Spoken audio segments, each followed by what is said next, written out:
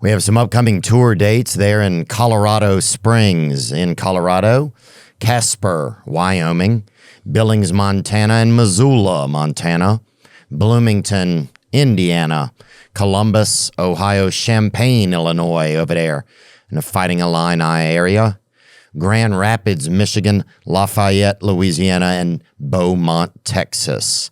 You can get all your tickets at theovon.com/TOUR. And thank you so much for the support. Today's guest is a physician and an author. His works explore such topics like stress, trauma, addiction, developmental psychology, and more. He has a new book called The Myth of Normal: Trauma, Illness, and Healing in a Toxic Culture. I'm grateful today to spend time with Dr. Gabor Maté.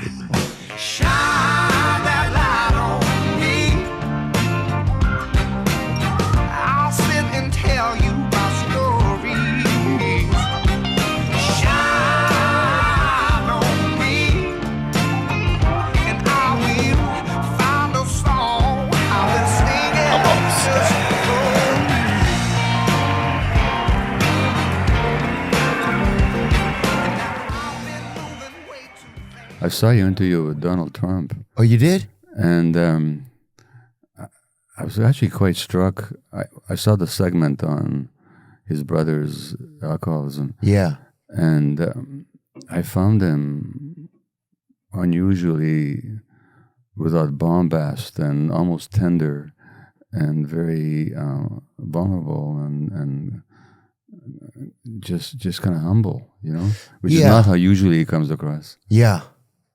Yeah, I was trying to just talk to him about something that felt pretty normal, Yeah, but he's also expressed interest in you and your brother, and yeah, I thought it was sweet of him. Yeah, as sweet as he could be. Yeah, I think Well, look, when you read further in the book, I actually talk about him. Really? His childhood trauma. Yeah. Oh, you do? Him and Hillary Clinton's both. Oh, wow, I didn't know that. Yeah. Oh, that's cool. I'm looking forward to that. Yeah. Yeah, it's like, especially like just as a regular person in the world, you want to try to get a feel for somebody. He's a poster boy for trauma. Yeah. In my view.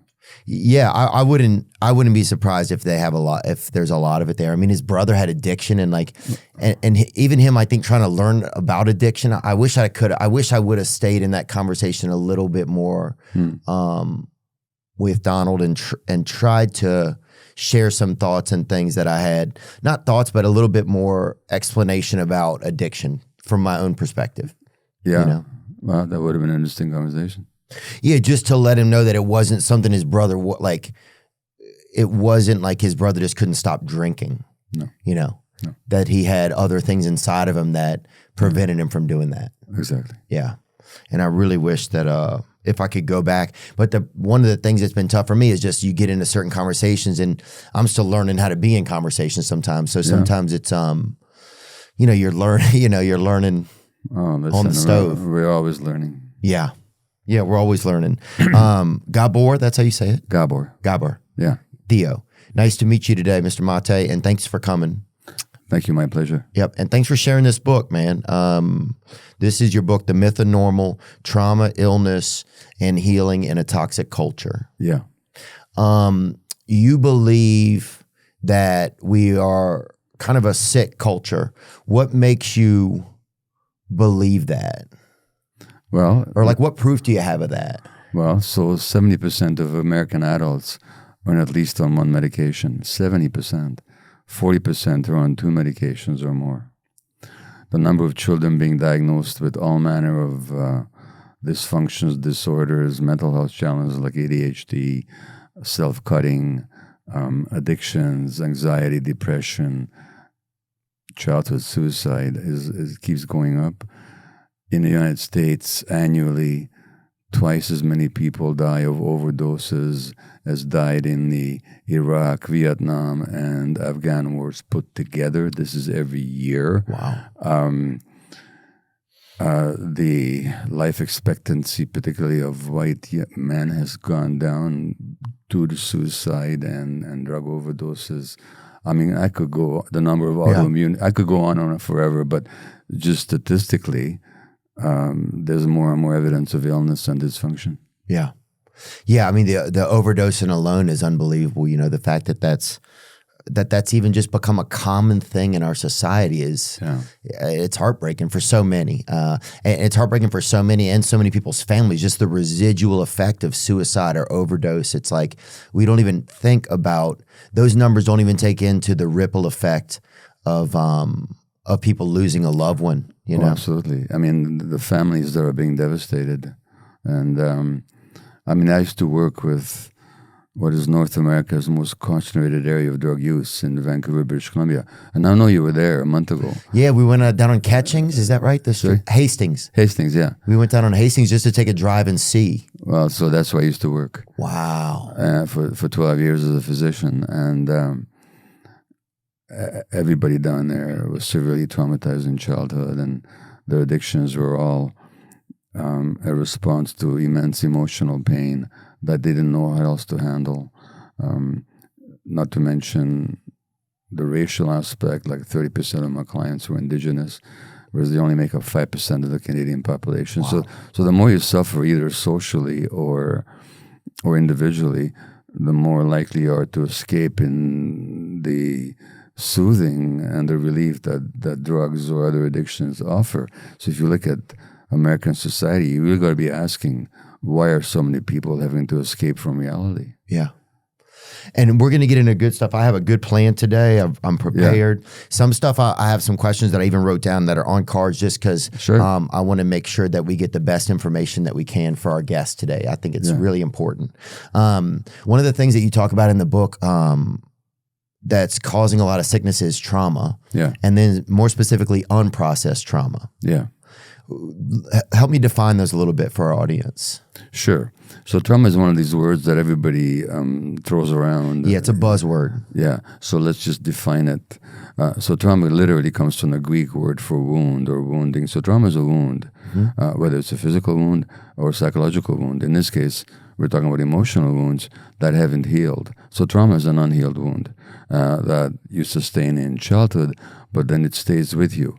And it directly causes inflammation in the body. It affects how your genes function, how your chromosomes function. It stresses your organs. It creates all kinds of physiological problems. On an emotional level, it instills a lot of pain in you that you try to escape from.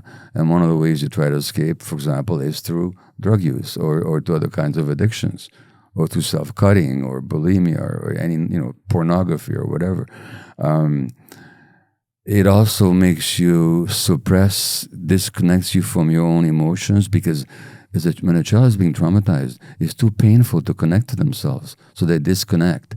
And that disconnect then causes all kinds of problems in terms of illness, mental and physical. So the impacts of trauma are vast and quite under-recognized.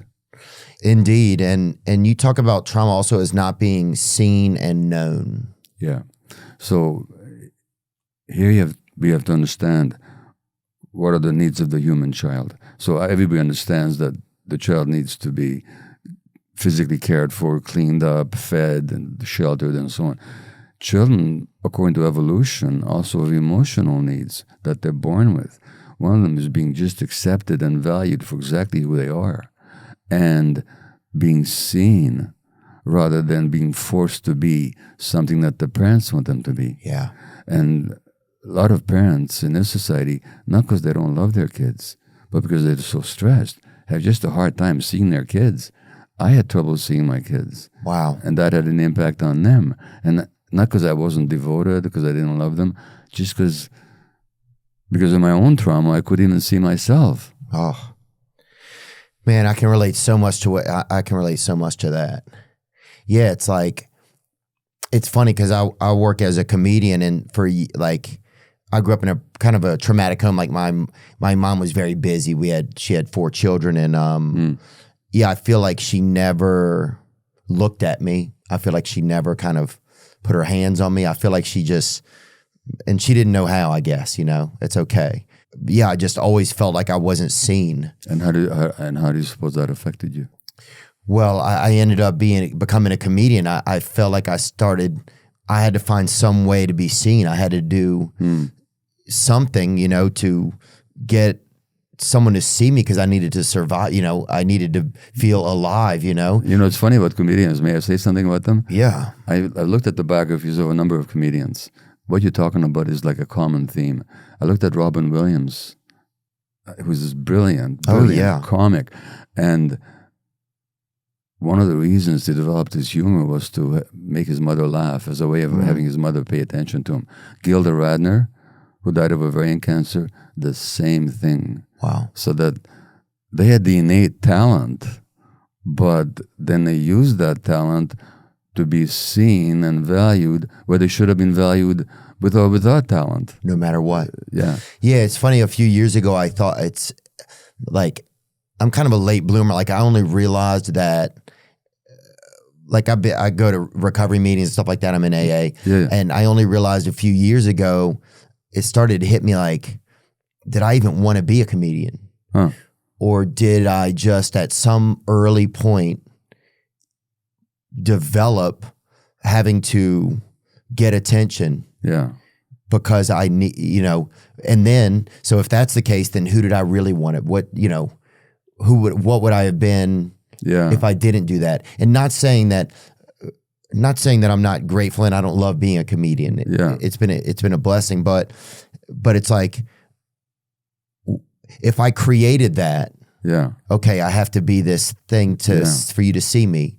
Then who created that? You know, like was there a different me that was supposed to be there, but then I created this new me? That's the dilemma for so many of us, is that as a result of childhood wounding, we have to make ourselves into something that the world will accept and value. Look, in my case, I love having been a physician, and that's my calling. But the big part of it wasn't just that I wanted to help humanity or heal people. It's also I needed to be important. Now, why did I need to be important? Because as an infant, I got the message that I wasn't. Yeah. And so now then, and that creates a kind of an addiction, because you have to keep proving to yourself how important you are and how valuable you are. But nobody should have to prove how valuable they are. That's just our birthright, that we exist. We have the right to be here. Yeah, that God chose us, or that the energies of the world chose us and said, I'm going to put you here with a fine pen. I'm going to put you in the world. Yeah. And I did it on purpose. And the world, it was built to take care of you and to nurture you and to make you feel welcome as you are. And if you actually look at, and this has been studied quite extensively, how indigenous people or tribal peoples close to the land rear their kids, that's exactly how they rear their kids. Like they give their children a deep sense of acceptance. They hold them, they carry them everywhere. Oh yeah, all the paintings you see of Native Americans, somebody's got a kid on them. They got them in the knapsack. They got them they got them. And they tend not to hit their kids. Yeah. You know? Yeah, you never seen a movie about a Native American beating his children, I don't think. Yeah, yeah.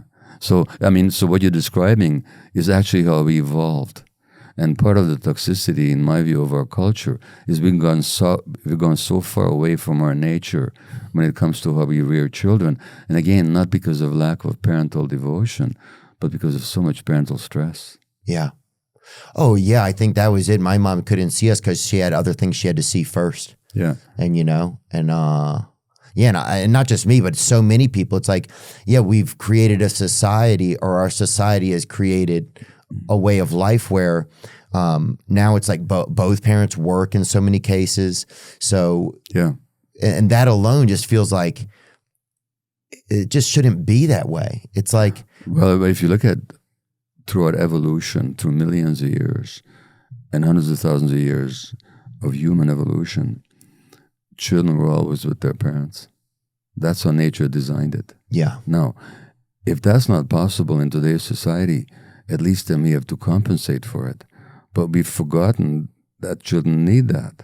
Yeah. So now when they send them to daycares and schools, it's all about behavior and it's all about fitting in, not about accepting the child and nurturing the child innate sense of who they are.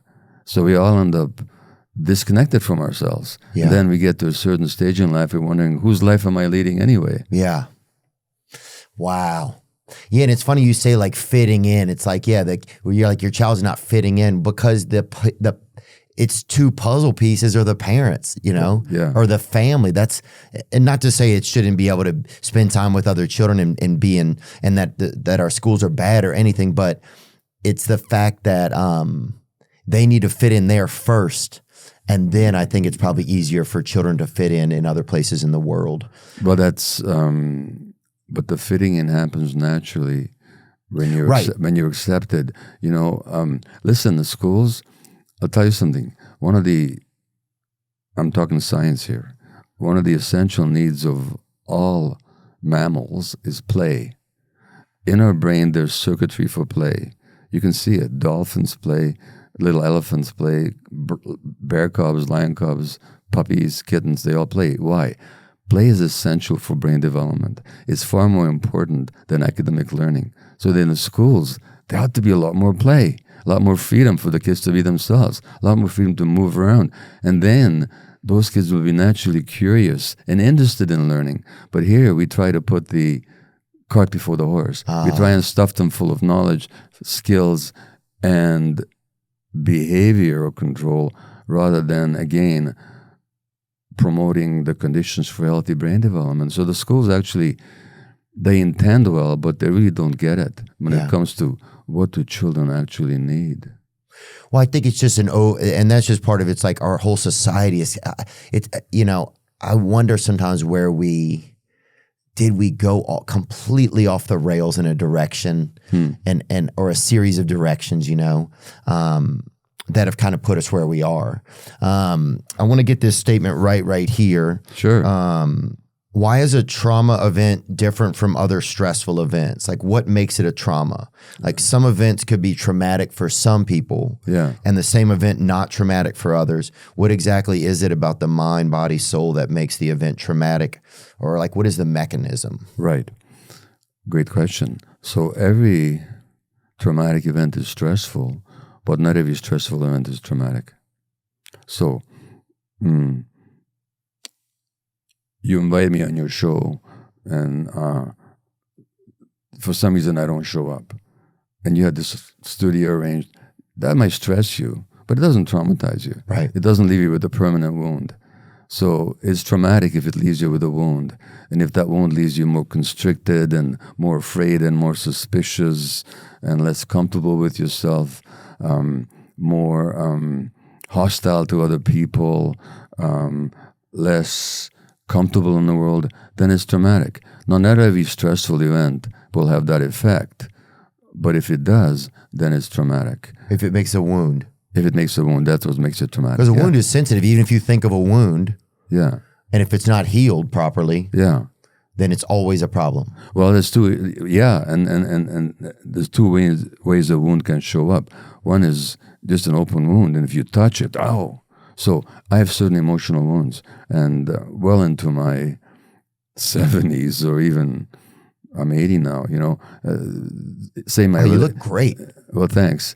It's all the Botox. Yeah. And the adrenaline. No, it's. And in my 55-year-old marriage with my wife, she might say something or react in some way that touches an old wound, and all of a sudden, I'm not this 80-year-old guy. I'm this 1-year-old kid responding, because that wound is sort of, I'm not giving an excuse here. No. I'm just saying that that's the challenge, So in one sense, a wound is a trauma is an open wound that you touch it, ow. That's the one thing. But then the other thing that happens to wounds is they scar over. Now, scar tissue is thick, it's hard, it doesn't grow, it has no nerve ending, so it's insensitive. So we get hardened. And wow, so you can either get extremely sensitive or very hardened. Or both. Or both. Depending on, and when you talk about hardened criminals, guess what hardened them? Is that they were so wounded in childhood. Again, I'm not making excuses. I'm just telling you what the science shows. Yeah. And so then the question is then how do we treat each other in a society where so many of us carry wounds? Let's talk a little bit about unprocessed trauma. So you talk about emotional isolation as being something that really negatively nurtures unprocessed trauma? So once you're hurt as a child, you tend not to trust other people. So you could be in the middle of a crowd and be laughing and interacting, but still feel quite alone emotionally. Maybe you've had that feeling. Oh, yeah. You know, and that emotional isolation itself then has effects on your body and on your mind. So the people who are lonely, and the U.S. Surgeon General, Dr. Admiral Vivek Murthy, just issued a paper on loneliness in the United States. And loneliness, and there's an epidemic of loneliness. People are describing themselves as lonely in much higher numbers as they did 20, 40 years ago. The loneliness is as much of a risk factor for physiological illness as smoking 15 cigarettes a day. Really? Yeah. So loneliness is both a manifestation of trauma and a cause of tremendous stress, which then undermines physiological and mental health. Okay, say that to me one more time. So loneliness is both an outcome of trauma. So it's an outcome of trauma. So something traumatic happened, it wasn't processed properly, and then now you will feel lonely. You will feel lonely. You will isolate. Because look, if I am always being a nice guy so that you will like me, but inside I'm feeling all these emotions that I'm not sharing with you, that's pretty lonely. Even though you might like me because I'm showing you this nice side of myself. Right, that's not really me. That's not me. There was a study done in Australia, Wow. or at least I used to work in palliative care as a doctor looking after dying people. In Australia, there was a palliative care nurse who wrote a book called The Top 5 Regrets of Dying People. These were people that were dying before their time, like I used to look after, of cancer or chronic neurological illness. You know what the top regret of dying people was? That they didn't have the courage to be themselves. And the third top regret was that they didn't have the courage to express their emotions. They pretended to be happy when they were not, and so on. So the question for the rest of us is, do we want to wait till some terminal illness wakes us up? Or should we just confront the fact that in so many ways we're afraid to be authentic because we're so afraid of being rejected? And as children, we didn't have much choice. As adults, can we develop that freedom to be ourselves? Wow. Yeah, it's like, it's amazing what your feelings or your heart or your mind will like want you to do sometimes, but then this other smoke comes in, that feels stronger sometimes, and it almost clouds that feeling away. Yeah. You know? Well, it does. Yeah. And am I interrupting? Sorry. No. I just wanted to, you said that in the book that if you have a trauma that you can't process, you essentially have the trauma of unprocessed trauma. Yeah. So now you've had a trauma that's happened. Yeah. And then if you can't process it, now you have almost a new trauma of unprocessed trauma. Well, they have the ongoing wound, which is what trauma means. Now, look, let's take an extreme example. Okay. Let's say a child is being sexually abused. So what would their instincts tell them to do? Well, their instincts would say, fight back, or run away, or ask for help, for God's sakes. But by definition, none of those options are available to the child. So the only way they can survive is to disconnect from themselves. And that disconnection then gets wired into the nervous system, into their brain. And every time they even think of being themselves, as you just described, they get scared. Because being themselves because had they fought back, had they tried to escape, it would have been even worse for them. So that disconnection from the self was the only way they survived. Now, every time as an adult, they even think of being authentic, that fear comes up. And it may not even come up for them like in their awake mind. It's almost like it comes up at a level where you don't even realize like that something's pulling the strings in the distance. That's what's pretty remarkable. Well, pulling the strings is exactly the right analogy. There's a neurobiologist, neuroscientist, quite well known at Stanford University, Robert Sapolsky, who wrote a book recently called Determined, by which he means predetermined. He basically says there's no such thing as free will because we're so conditioned by our biology, our culture, and our early experiences. And he's almost right, because what he's talking about is, as you say, we're pulled by these invisible strings of our unconscious that were programmed into us even before we were born, even in our mother's wombs. And so it's just I find it personally, a lifetime's challenge to cut the strings and to actually be in the present moment as an adult person connected to myself. Let me tell you, it's a lifelong's work. Yeah. Yeah, no, I feel you. It's funny. Like, I didn't even know that I didn't know that, it might sound crazy. I existed and everything was fine in my life, but Yeah. I was having trouble like building relationships. There were just things that I didn't have any real tools to make my life evolve. And so I started to think, well, what is going on here? And then, with a lot of therapy and different modalities of therapy, I went more into like my past and I started to see like, oh, I see. Yeah. It's because of these, these things that have happened and then I never processed them, that some of them are still pulling me back. Some of them are still holding me. And until you did process them, what freedom did you actually have? Right. You'd be like puppets on a string. Oh, and I was almost a figment of, it's funny people say a figment of your imagination. That's almost what I was sometimes. I felt like I was something that my mind or that my soul or whatever had created to best face. Persona. Yes.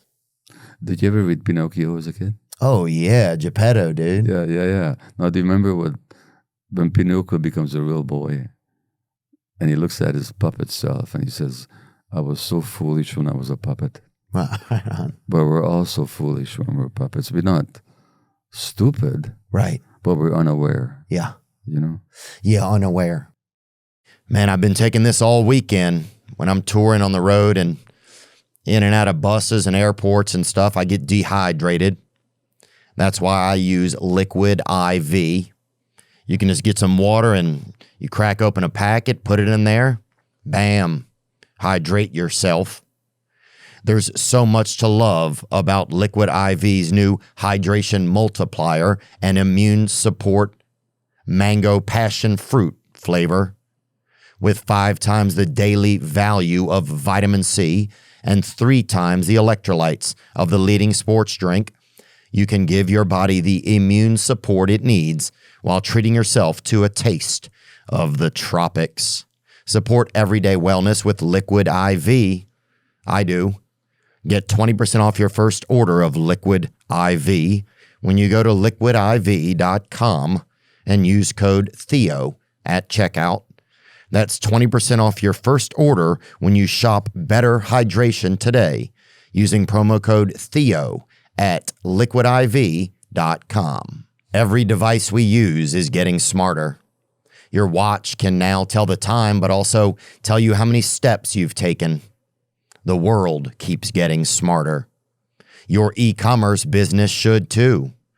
Whether you're looking for incredible efficiency or your business has outgrown your old shipping solutions, ShipStation helps you take the next step. ShipStation helps you achieve exceptional shipping efficiency with a robust all-in-one order fulfillment system that integrates with over 180 of the most popular e-commerce platforms, marketplaces, and carriers. Deliver a better customer service with industry-leading features that help you find the best carrier rates, print labels, and make customer service a breeze. Lead your e-commerce business into a smarter future with the shipping software that delivers. Switch to ShipStation today. Go to ShipStation.com and use code Theo to sign up for your free 60-day trial. That's ShipStation.com, code Theo. Let's personalize this a little bit. So what was the trauma in your life that started you on this journey? Well, what started me on the journey was well into adulthood. For a long time, I didn't realize I was traumatized, just like you didn't. I just was a puppet on a string in some ways, you know. And I was successful. I was a well-respected family doctor, but I was unhappy. I felt I had potential that I hadn't even nearly touched, and I had no idea how to get there. My marriage had difficulties, a lot of tension. My children were facing their challenges, and in some ways,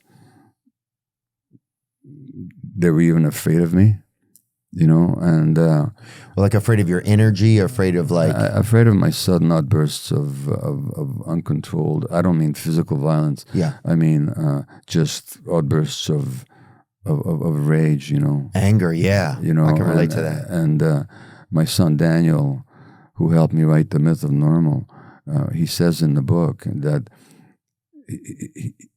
the floor was never the floor. He never knew when the floor might disappear. In other words, when the loving and devoted and playful parents might all of a sudden erupt in one of their dramas, and the kids are there watching this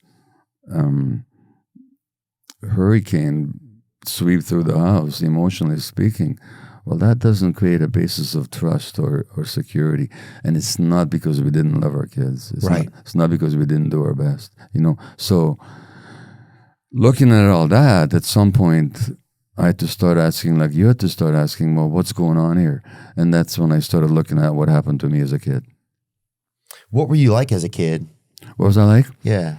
I was very smart. Mm-hmm. I've heard you refer to yourself as smart child. Yeah. You like to rebel. I was a rebel, yeah. In communist Hungary, you really had to follow the rules, and the teacher at some point sent a warning to my parents saying that he better watch it because he agitates his classmates. Yeah, I loved getting those. You know, I was very thoughtful. I wet my bed till I was 13. Dude, I wet my bed, I think, till I was 26. Oh, wow. Okay. And that does go back to childhood trauma, early childhood trauma. Yeah. When I was 8-year-old, my mother took me to a psychologist, and psychologist took my history, you know, Jewish infant born under the Nazis, or living my first year under the Nazi occupation, and all the horrors, and then the separation from my mother for 6 weeks. And he said to my mom, "Madam, if the only problem this kid has is that he wets his bed, you're very fortunate." Well, I can tell you, that's not the only problem that I had. So on the one hand, I was highly functioning. Mm-hmm. But on the other hand, I had all this unseen stuff that erupted later on. Yeah, it's funny. You don't even know it's there, especially when you're a kid. You don't know. You don't know. Yeah, you don't know. You don't know that it's there. And then later you have to... it's almost like a fire that starts when you're young, but the smoke doesn't show up.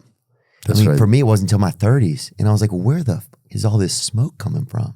That's exactly right. That's what happened to me. And then I had to go back and look at it. Yeah, it's like, unprocessed trauma. It's like, it's like a fire. Like, imagine starting a fire, but no smoke comes out of it. Yeah. That's unprocessed trauma. Well, does that make sense or it doesn't? No, it makes total sense, because what happens is, like when you said earlier you were fine, the heck you were fine. You thought you were fine. Right. And that's because we pushed down all the rage that we never expressed as kids. We pushed down the pain. We pushed down the isolation. We pretend. And we can function in the world in ways that the world can even respect and reward. We're talking here in Hollywood. Look at all the figures here that were great successes, idols to millions, and they had these miserable inner lives. I mean, you can list 100 of them. Yeah, you know? I got 50 of them in my phone. Yeah. Yeah. Yeah. Yeah, it's funny that if it's not, the foundation isn't there, then you'll go find it in the world, yeah. right? And sometimes what you go find, even though you're just trying to replicate what you didn't get when you were young, it can be detrimental to you. which is why people get into unhealthy relationships, because where did we most want love when we were kids? When we most wanted to be seen? By whom? By the people that couldn't do it. Therefore, we will repeatedly look for people who can't see us and hoping that this time they will. They will. You know, and yeah, it's so funny. I have this thing that came into my head. Like, I could jump off of a cliff, right? Yeah. But if I heard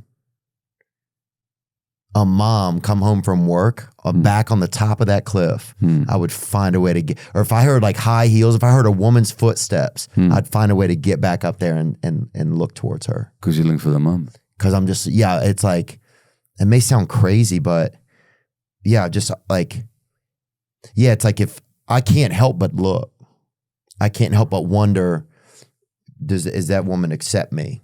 You know, even with dating and all my relationships, I see it now. It's like, you know, I'm always kind of, even in just any relationship, or any moment, I'm just looking, do you accept me? I can feel this. Do you accept me? Yeah. You know? And unfortunately, it really gets in the way of male-female relationships. Oh, yeah.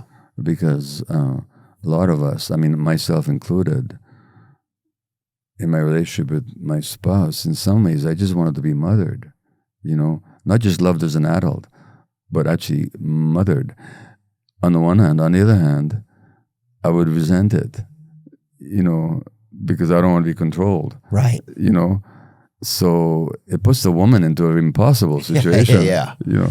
Oh, yeah. I would never date me. Yeah. Oh, jeepers. Yeah. I wouldn't. Even now? It's getting better, but it's still, it's getting better. Yeah. You know? Yeah, those relationships are tough. You know, I have trouble committing in a relationship. You know, I did some ayahuasca ceremonies. People do plant medicine. Well, hey, you haven't read the chapter yet on ayahuasca. There's one in here? Oh, yeah. Fuck yeah, dude. Chapter, I think it's chapter 31. So you had experience with it? I used to lead retreats with it. No way, bro. Yeah. And dude, what were you going to say? Dude. What were you going to say about it? I was going to say that when I did a plant medicine retreat, that I realized one of the reasons why I've had trouble getting relationships is because I'm still waiting for this original relationship. The perfect mom. Yep, and it's no blame. It's not a blame on my mom. I don't do that anymore. I lament some of the feelings from my youth, but I don't. You know, I love my mother, and I'm grateful that she did the best that she could, and I believe that she did. But yeah, I realized like I can't. There's just a part of me that's it's just still like I feel like it's like a kid like standing on a dock, like waiting for a boat to come. That's how I envision a lot of times. But so there's a deep longing. Yeah, I totally understand that. And then you try to get someone else to fill it, and they don't even know what to do. And for years, I didn't even know I was trying to get somebody to fill it. It just nothing. I couldn't figure it out. There was that emptiness. Oh, it was wild, man. And my life was still okay, but just right below the surface level of my life, it was a precarious foundation. I totally understand. I found out about ayahuasca after my book on addiction got published in 2009. It's called In the Realm of Hungry Ghosts, and it's about how addiction is not a genetic disease, it's a response to trauma as it affects the brain and the psyche. But after I published that book, I go on book tour, and people got asking me, what do you know about addiction and its healing with ayahuasca? I know nothing about it. Next visit, next stop. What do you know about it? I said, leave me alone already. I mean, you just spent 3 years writing the book, and you're asking me about the one thing I don't know anything about. And then finally somebody said, you could experience this up here in Vancouver, because there's a Peruvian shaman who came up there. So I did the ayahuasca, and I experienced pure love for the first time in my life. There's a little baby in the tent whose father had done a plant, and the mother was there with the baby, and the baby started cooing and oohing and awing, and these tears of love just flowed down my face. Wow. And my heart just opened. And I realized how closed my heart had been, because it was so bruised so early that I closed it down Not that I deliberately closed it down, but as a way of protecting it.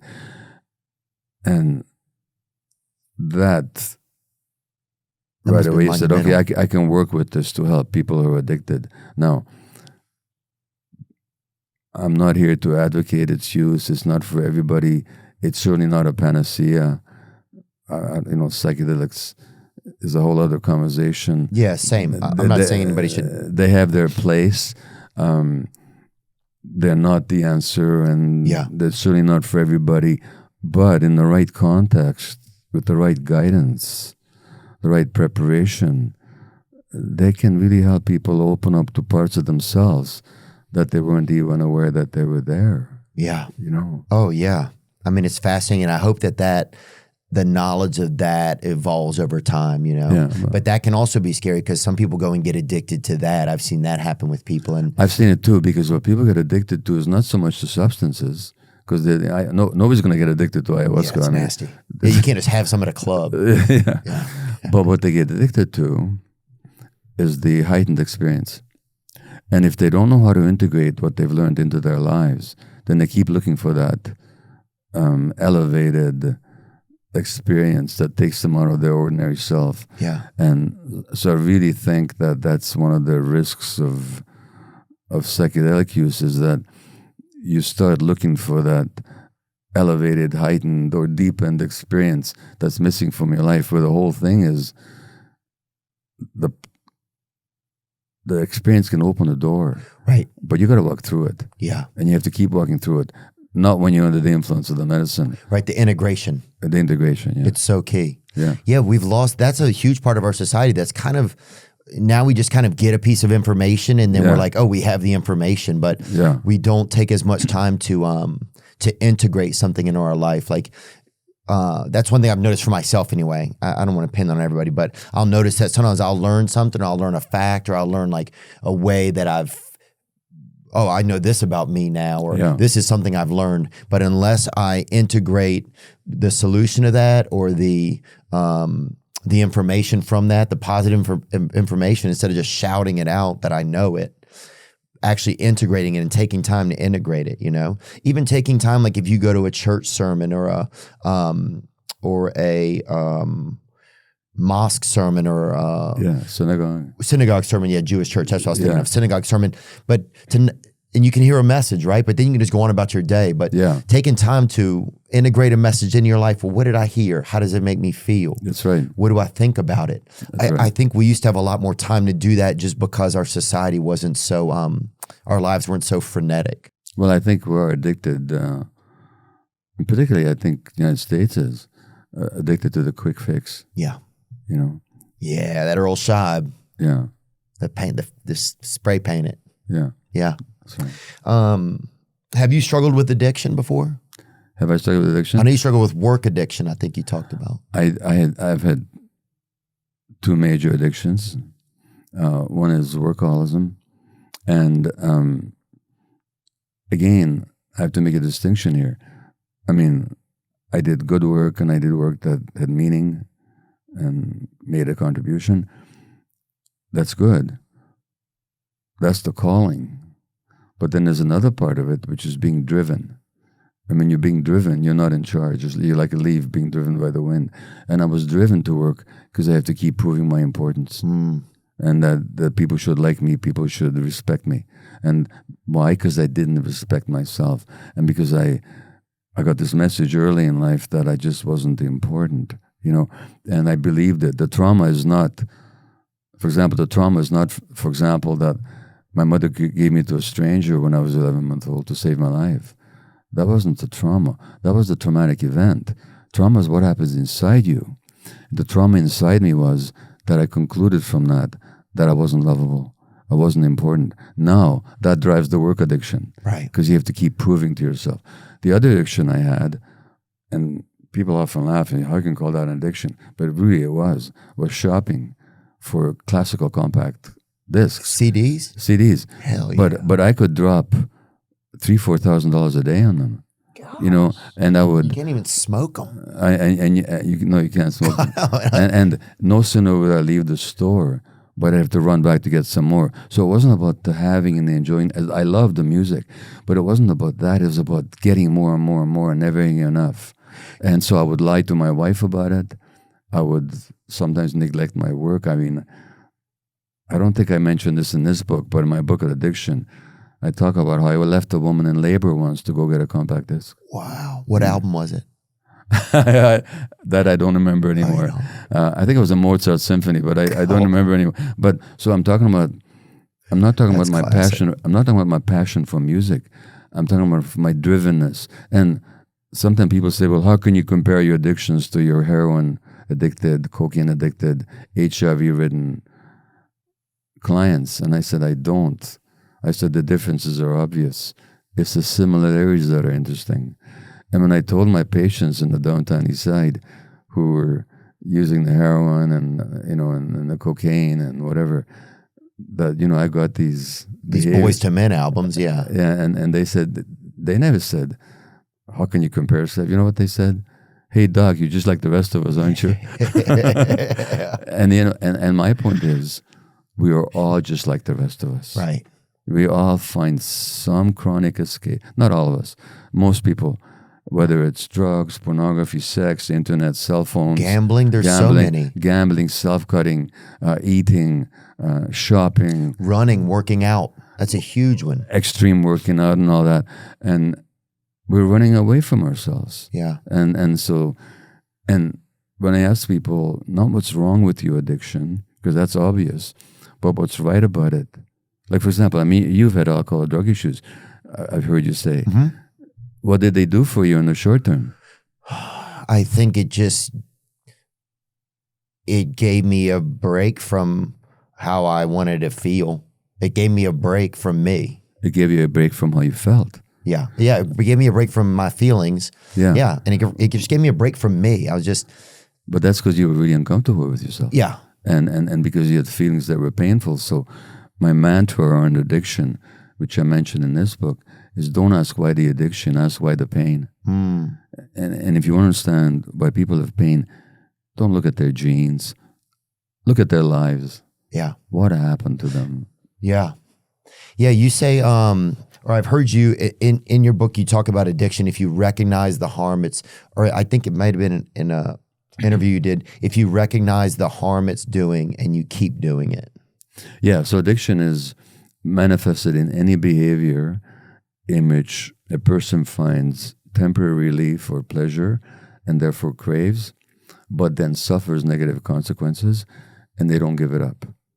So pleasure, craving, relief in the short term, harm in the long term, refusal and inability to let go of it, that's what an addiction is. So it's got nothing to do with drugs. Well, it could have to do with drugs. Could have to do with any of the things we already mentioned. But any of the things we mentioned. But why the pain? That's the question. The question is why the pain. Yeah. What are we running away from? Right. Yeah, I had once I saw pornography and stuff like that, it was and I could do masturbation or jerking off or whatever people call it, but that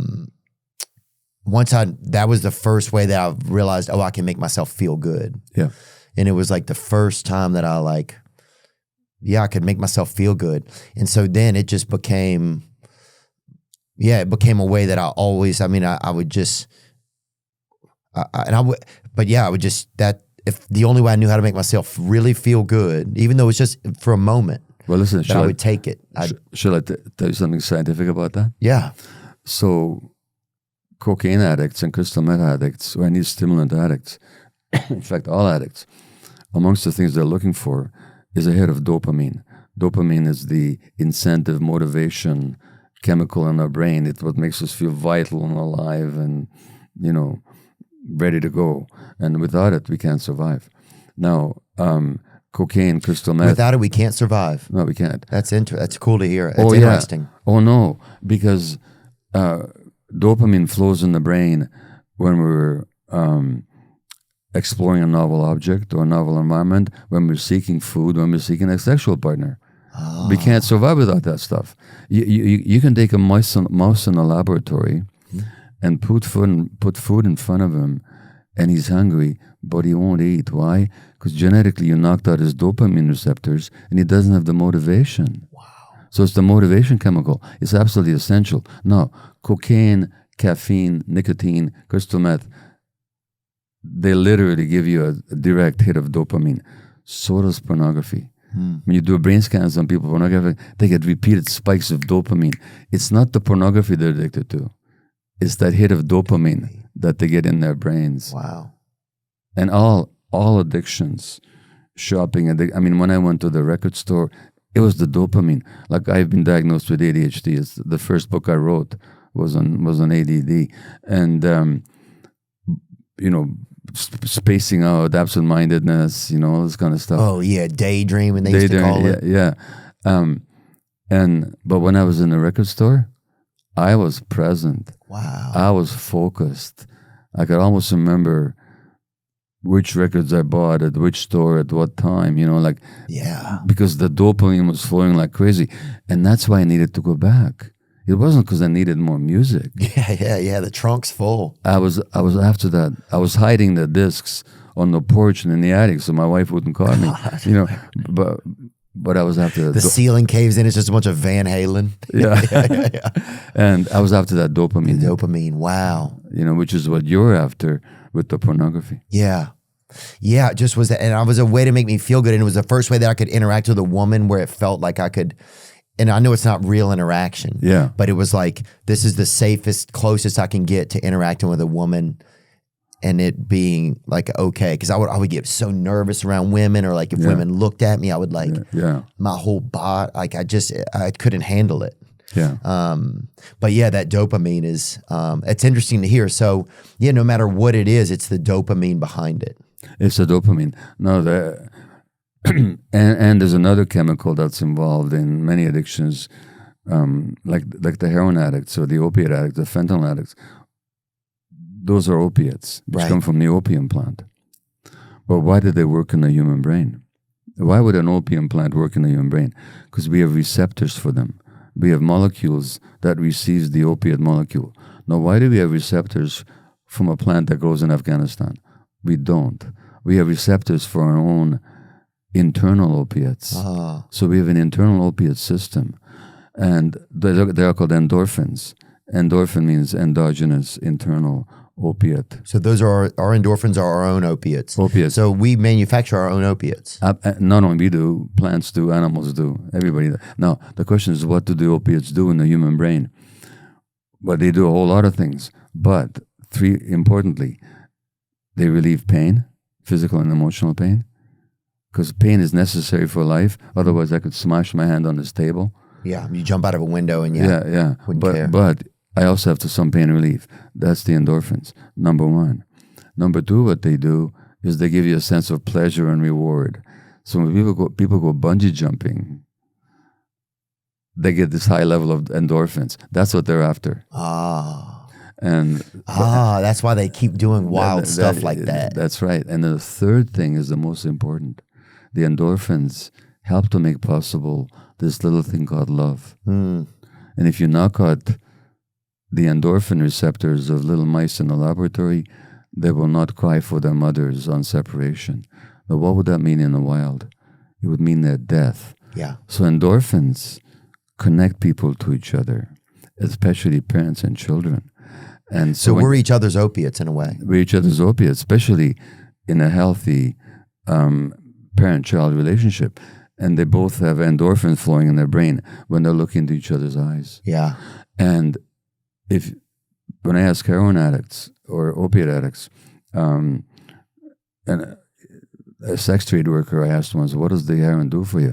She said, when the first time I did heroin, it felt like a warm, soft hug. What was she talking about? Connection, yeah. And in this book, I talk about it, and so many of the addicts, like a well-known recovery leader and fearless advocate is Jamie Lee Curtis, and she told me. Is she? Sorry? She is. Oh yeah, she's a big 12-stepper. I didn't know that. Oh no, she's a huge 12-stepper, and very forthright about her addictions and also her recovery. Wow, that's fascinating. I'd love to talk with her. Yeah, I've seen her eating lunch in the Pacific Palisades before. But she told me that beautiful. what the opiates did for her, give her a sense of warmth in the belly. That warmth is what we're all after. Yeah. That comes from human connection. And when we didn't have the connections we needed early in life, then we keep looking for that warmth from other sources. So these people that are addicted to opiates, that's what they're looking for. Bunch of hug hunters. Yeah. I want to go back a little bit to trauma and isolation. Yeah. And I wanted to ask, what is it about not being emotionally isolated that allows one to process a trauma? Yeah. So I did a day-long event here in LA just the day before we were recording this. Mm-hmm. And I worked with a woman called Kimberly Shannon Murphy, who is one of Hollywood's top stunt women. She just got a Lifetime Achievement Award. As a Nice. stunt Congratulations, Kim. And she worked with Cameron Diaz and Uma Thurman and Tom Cruise and all these people. A lot of hotties. No, she was sexually abused by her grandfather all throughout her childhood and adolescence. And of course, the family was in denial. Nobody noticed it. If they noticed it, they kept silent about it. She was totally alone with it. So that's what induced the wound. And had she been able to talk to somebody and say, this is happening to me, please help me, she would not have been traumatized. So the trauma happens when a child suffers and has nobody to share that suffering with, whether it's the extreme suffering of sexual abuse, or the milder, you might say, suffering of just not being seen for who you are. If you're alone with it, you can't process it. So what happens later on, to answer your question, when you meet somebody where you feel safe, and now you can express what's happening with you, that's what helps to process the trauma. Got it. So it requires compassion and safety. And ideally, I mean, I criticize the 12-step groups, not for what they do, because I love what they do, for what they don't do. I don't think they talk about trauma enough. That's my view. But a 12-step group that's properly run will offer you support and safety. So now you can share yourself and be seen by others. Amen. Yeah, I mean, I've gotten even into like the intimacy disorder groups, and those are a lot more potent with people talking about their emotional disorders and like traumas and things that happen. And it's not a crybaby group either. Like sometimes we talk about trauma, but I don't talk about it from like a crybaby place. No. I like to talk about it from like, this is important and it's important to learn about, and I like to share what I learn about from it, It's not about people victimizing themselves or trying to present themselves as victims. Yeah. It's saying, this is what happened to me, and it's my responsibility to learn from it. That's the truth. And it's my responsibility to grow from it, not to wallow in, oh, look what happened to me and I can't help it. That's nonsense. Oh, I'll tell you this, Mr. Maté, that a thing I realized I was addicted to a few years ago, self-pity. Yeah. And I didn't even know it. I kept always thinking, man, what's wrong with me? Yeah. I have to fix this. Every day nothing was enough. And then I realized that even though it seemed like I was trying to make myself better, the truth was that I was always seeing myself as less than. Yeah. Because those things have to both be present at the same time. Because I can only get better if, I'm never enough. Well, and by never being enough, though, I'm trying to figure this out. Well, I got addicted to self-pity. I got addicted to like. Can I jump in with a thought? Yes, please. Thank you. Dear God, please. It did something for you. It took away responsibility from you. Human beings have a hard time taking responsibility. I mean, I have a hard time taking responsibility. We all have a hard time taking responsibility. So when you're in that self-pity mode, you're suffering, but you don't have to take responsibility. I'm suggesting that's what it did for you. Yeah, I think, maybe there was a part of me that wanted to keep it around because it always let there be something wrong with me too. That's right. If I never solve this, if I'm never enough, then there'll always be something wrong with me. Yeah. Does that make any sense? it makes sense because again, it takes away the challenge of growth. Right. I mean, we talk about growing pains. Growth is painful. Oh yeah, people go from damn 7 inches to 7 feet, so 6.5, 6'1" or whatever. Yeah, and emotional growth is also Oh yeah. painful, and so when we don't grow, at least we avoid the growing pains. Right. You know. Yeah, I used to whenever I used to smoke, I used to be like, part of me didn't want to quit smoking. Yeah. Because I wanted to have an excuse for why I wasn't doing other things. Right. Does that make sense? It makes total sense. Little sense is enough. I'll take it. Yeah. Does Blue Chew work? I can answer it. Yup. I chew on them things, baby. Get that diving board, baby. Make your own pool. If you're asking that question, does Blue Chew work? We want you to know that Blue Chew is putting their money where their mouth is by giving you a month free. Blue Chew is an online service that delivers the same active ingredients as Viagra, Cialis, and Levitra, but at a fraction of the cost and in a chewable form. Blue Chew wants men rock hard. They told me that's the mission. They will not stop until every man is bricked up. Till every 10 is pitched. Until every rod is raised. Salute. Discover your options at BlueChew.com. And we've got a special deal for our listeners. Try Blue Chew free when you use our promo code Theo at checkout. Just pay $5 shipping. That's BlueChew.com, promo code Theo, to receive your first month free. Visit BlueChew.com for more details and important safety information. And we thank Blue Chew for supporting the podcast. This episode is sponsored by BetterHelp.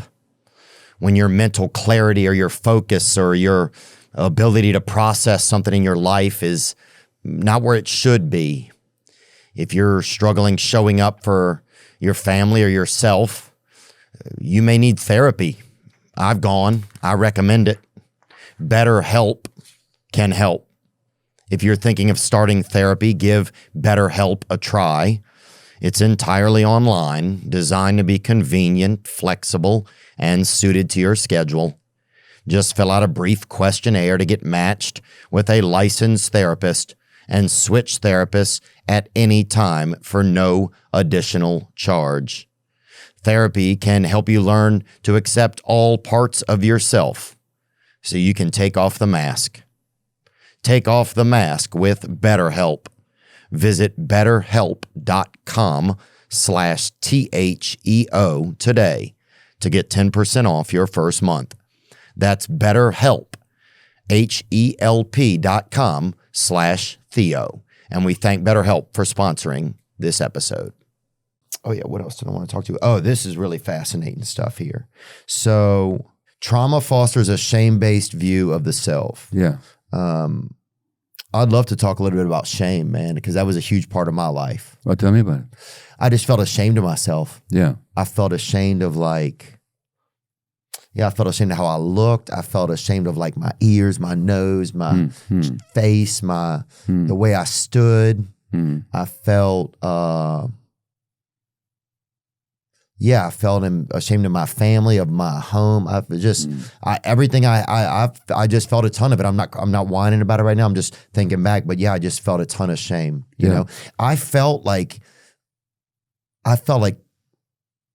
think I felt ashamed of who I was at like the first molecule almost, like the first cell of my, the dirt under the roots. It felt like there was a part of me that felt like I was me, or anything that had to do with me was gross. I understand. And I use the word gross because it felt like gross. No, the only thing I'll say is it's not that you felt you were gross, it's you believed you were. Right. Yes. You're right. I didn't feel it. It wasn't like a feeling on the surface of me. Yeah. It was like a knot someone had tied a long time ago in the beginning of my time. And in that knot, it was in there somewhere. And I couldn't really even access it. It was but shame. Yeah. I want to hear about shame. Did you feel it? Oh yeah. How'd you feel? Well, growing up in Hungary, in Eastern Europe, and I lived there until I was 13, there was a lot of anti-Semitism. And my grandparents had died in Auschwitz. I almost died as an infant. My mother, my father. That's when your mother gave you to someone else to save you? That's right, yeah. Wow. When I was 11 months of age. But even after the war, there was anti-Semitism. And so I'd feel ashamed of being Jewish. I don't anymore, but I did as a kid. So I would kind of, then I was ashamed of my Jewish looks. Oh, so you have to hide, or you have to feel like, yeah, there's something different about me that isn't quite right. And, there was a lot of anti-Semitism and taunting in the school that I went to, when I look back on it now. So, yeah. And then I developed body shame. Yeah. To this day, it's interesting. But every day I judge aspects of my body. Oh, yeah. Like this is not big enough, or this is too big, or whatever, Yeah, this is too big. Yeah. So shame, but shame, nobody's born with shame. Really? No infant is born ashamed of themselves. They're totally there. Yeah, that's true, huh? If you saw a little infant that was ashamed of himself, it would break your heart. Yeah. No. They wouldn't even know how to do it. How infants get shamed is when they're not seen. And what happens then? Well, then, or if they're mistreated. Well, let's say a child is not seen, or worse, is being hurt. Now, they can make two assumptions. One is, these adults are stupid. They're incapable. They're incompetent. I'm all alone in the world. Or the child can believe, there's something wrong with me, and maybe if I can work hard enough, I can fix it. Now, which belief do you think is more acceptable for the child? The second one. The second one. So then they develop this deep sense that there's something wrong with us. We just have to work hard enough or look good enough or something, and then maybe we can fix it. So even that shame, which comes out from being cut off from human contact, the way we need it, has a kind of protective value. Really? Because it makes us at least think that there's something we can do. It gives us hope in a weird way. It gives us hope in a weird way, yeah. Wow. But here's the thing. Children are narcissists, young children. When I say narcissists, I don't mean in a pathological sense. I mean in the sense they think it's all about them. Right, and they don't have any other choice. They're all they know. That's all they know. So if the parents are happy and connected, and there's an atmosphere of loving acceptance and so on, then the child thinks, hey, I must be pretty good. I must be okay. Everything's good. Yeah. I'm okay. Yeah, but if the parents are stressed, depressed, traumatized, racially challenged, economically challenged, or such terrible things as the children in Gaza are experiencing right now with the daily bombings and all this kind of stuff, what can they think? That there's something wrong with me. Oh, imagine some kid over there in Gaza looking up and there's a bomb, they think, man, I'm so horrible, I deserve to be bombed. Well, you know what? There was a study done of Gazan children. Man, that's crazy. I hadn't thought about that. Like, really imagine that, though. There was a study done of children in Palestine 21 years ago. And 95%, this is long before the current horrors, long before October the 7th, long before the aftermath of October the 7th.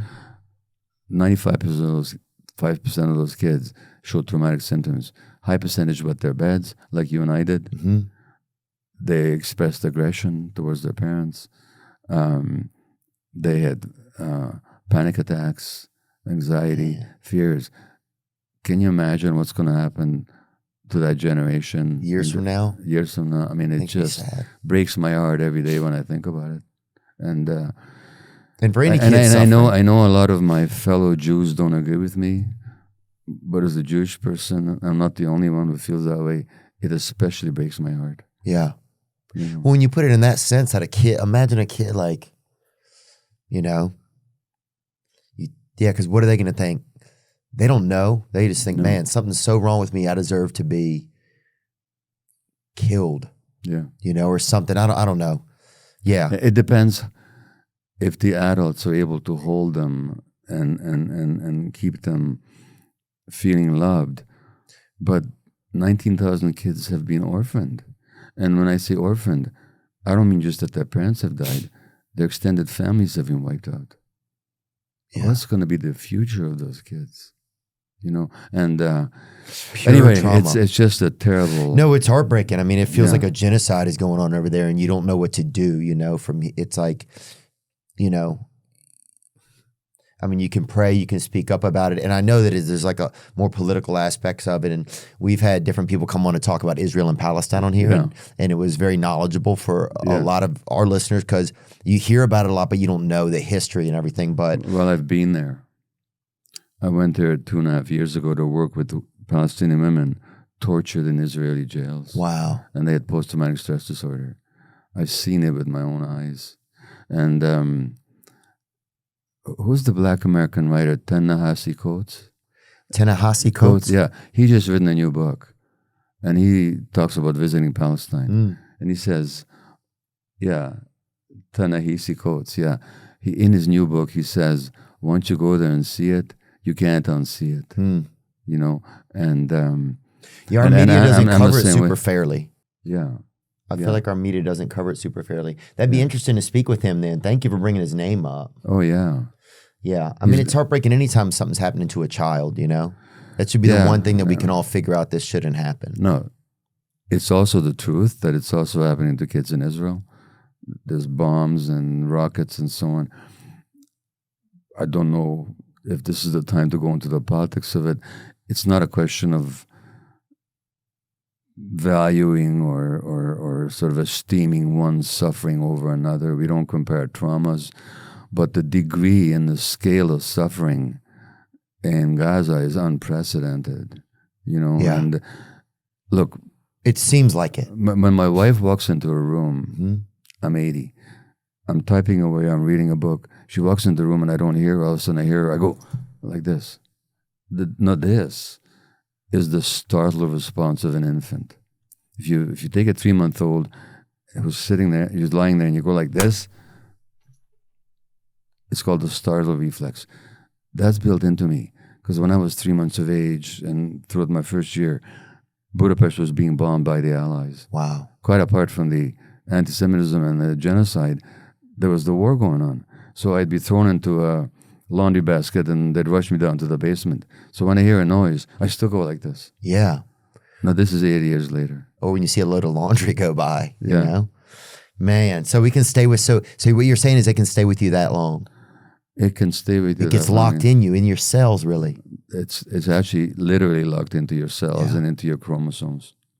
Yeah, I mean, it's heartbreaking for those children on both sides of that. And just anywhere, anytime you think like, and even a kid, when they think like, even in America, it's like we're bombing each other. Like we can't figure out a way. There's a huge planet here. We can't figure out, how can we not figure out a way that we can live? All God is asking us to do is be alive and do it without war. It seems unreal that we can't figure that out, man. Well, seems unreal. The great spiritual teachers have been addressing that insanity for thousands of years, you know. Gabor, how does shame cause us to lose compassion for ourselves? Yeah. Let me tell you a story. I mentioned this in The Myth of Normal. After my book on addiction came out, In the Realm of Hungry Ghosts, I got a letter from a guy in Seattle. And he said, I really appreciate your book and showing how trauma causes is one of the, addiction is not the only outcome of trauma, but it's one of the outcomes of trauma, one of the potential outcomes of trauma. And I really appreciate all that. But he says, I can't blame my mother. It's my own fault that I'm a shit. Mm. And I thought, oh my God, you poor guy. You still see yourself that way? What lack of compassion. Because if he actually understood, fully understood, that he was just a baby at some point, needing and wanting to be loved and held and seen and valued just for being a human being. And that didn't happen to him. And that caused so much pain in him that he escaped into some drug addiction. He's not a shit. He's just a hurt human being. Yeah. But that lack of self-compassion, I see it all the time in my workshops when I do therapy work with people. One of my main tasks is to help them to notice, not to criticize them for it, but to help them to be aware of how they lack compassion for themselves. Yeah. And it's hard to even notice that you're getting in the shame circle. It's so hard to even notice that you're in it. You could be living in the center of it. yeah, You know, that's how I was with self-pity. I was living it. I just didn't realize it. And the self-pity was manifesting itself like, oh, you can figure this out, you know? But by trying to constantly help myself figure it out, all I was doing was focusing on my own right. being not good enough. Yeah. Which in a way is really just self-pity. But it's also lack of self-compassion. Yeah. Not giving myself some grace. I remember the first time somebody said, hey man, give yourself some grace. I'd never even, Wow. I was like, wow. Because people find themselves accusing themselves and talking to themselves in ways that they would never talk to others. Yeah. That most people wouldn't. You know? Some would. Yeah. But most wouldn't. Can you notice characteristics or actualities in your life today that you can directly correlate to side effects of childhood trauma? My own? Yeah. My capacity to get triggered. But see, and triggered is an interesting word because we keep using it. But what does it mean? Well, it means a reaction that's way out of proportion to the actual stimulus. Yeah. Now, when you actually look at where the metaphor comes from a gun. Now, how big a part of the gun is the trigger? Small little part. What makes the trigger work is that there's ammunition and an explosive charge. So as long as I'm full of explosive charge, which is my unresolved trauma, somebody will say boo, and I'll go, ooh, Yeah. you know. So my capacity to get triggered, my difficulty believing that I was really loved and accepted in my marriage relationship, even though I was. Wow. You know, my tendency to blame others for my own reactions rather than taking responsibility. In there. We mentioned the addictive behaviors. Certainly, the first book I wrote in ADHD is called Scattered Minds. My scattered mind is certainly an outcome of early stress because, I mean, that dissociation, that tuning out is just an escape mechanism. You know, so the way I was unable to see my kids for the beautiful, sensitive creatures that they were, you know, in my workaholism. Oh, it's shown up in so many ways. You said that not believing that people love us. Yeah. Dude, that's huge, man. Yeah. What is that? Why does that? Why do we sometimes, you'll be in a marriage, in a relationship, and we'll still believe that person, they don't love me, or we won't believe their affections. What did you say? Yeah, we won't believe we're loved, you know, or accepted. Well, Peter Levine, who's one of the great trauma teachers, he talked about trauma being the tyranny of the past. So The attorney of the past? the tyranny. The tyranny of the past. So we're in the present moment, but we're actually reacting to the past.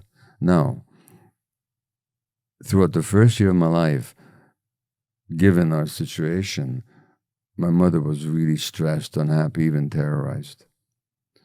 She couldn't give me that calm, attuned, loving attention that I needed. She did her best, for God's sakes.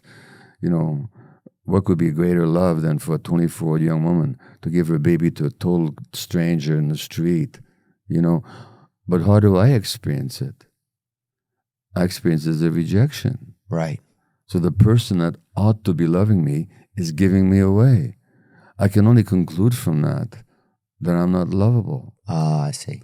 Now, once I don't think I'm lovable, I'm not going to believe that anybody actually loves me, no matter what they manifest or what they show me. Yeah. And then I'm blaming them for my own sense of unlovability.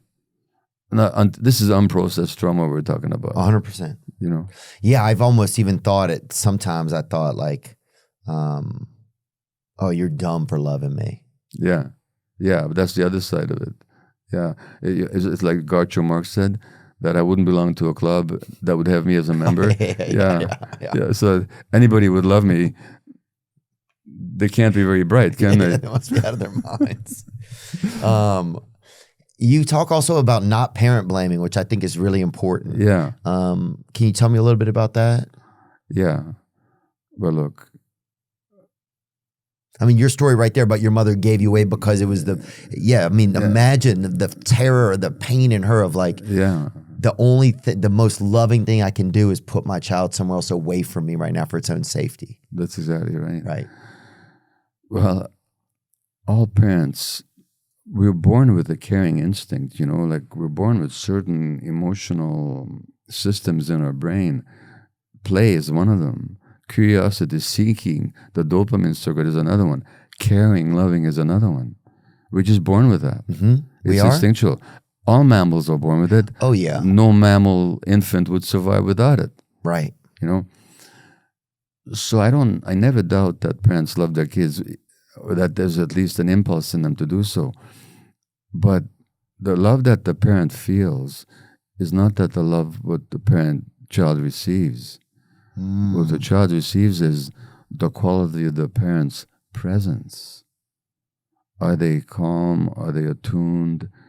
Are they emotionally present? Are they preoccupied, stressed, depressed, traumatized, overworked, whatever?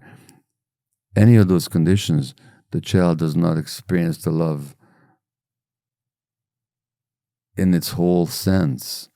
Right. So even though you might know that your mother loved you, and I'm sure she did in her own way, and she did her very best, but she was not able to give you those qualities that you would really in your heart experience as love. Yeah.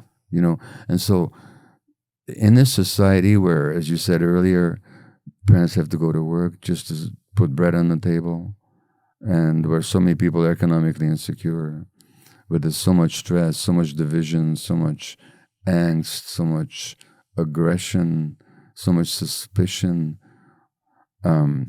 What's it like to be a parent?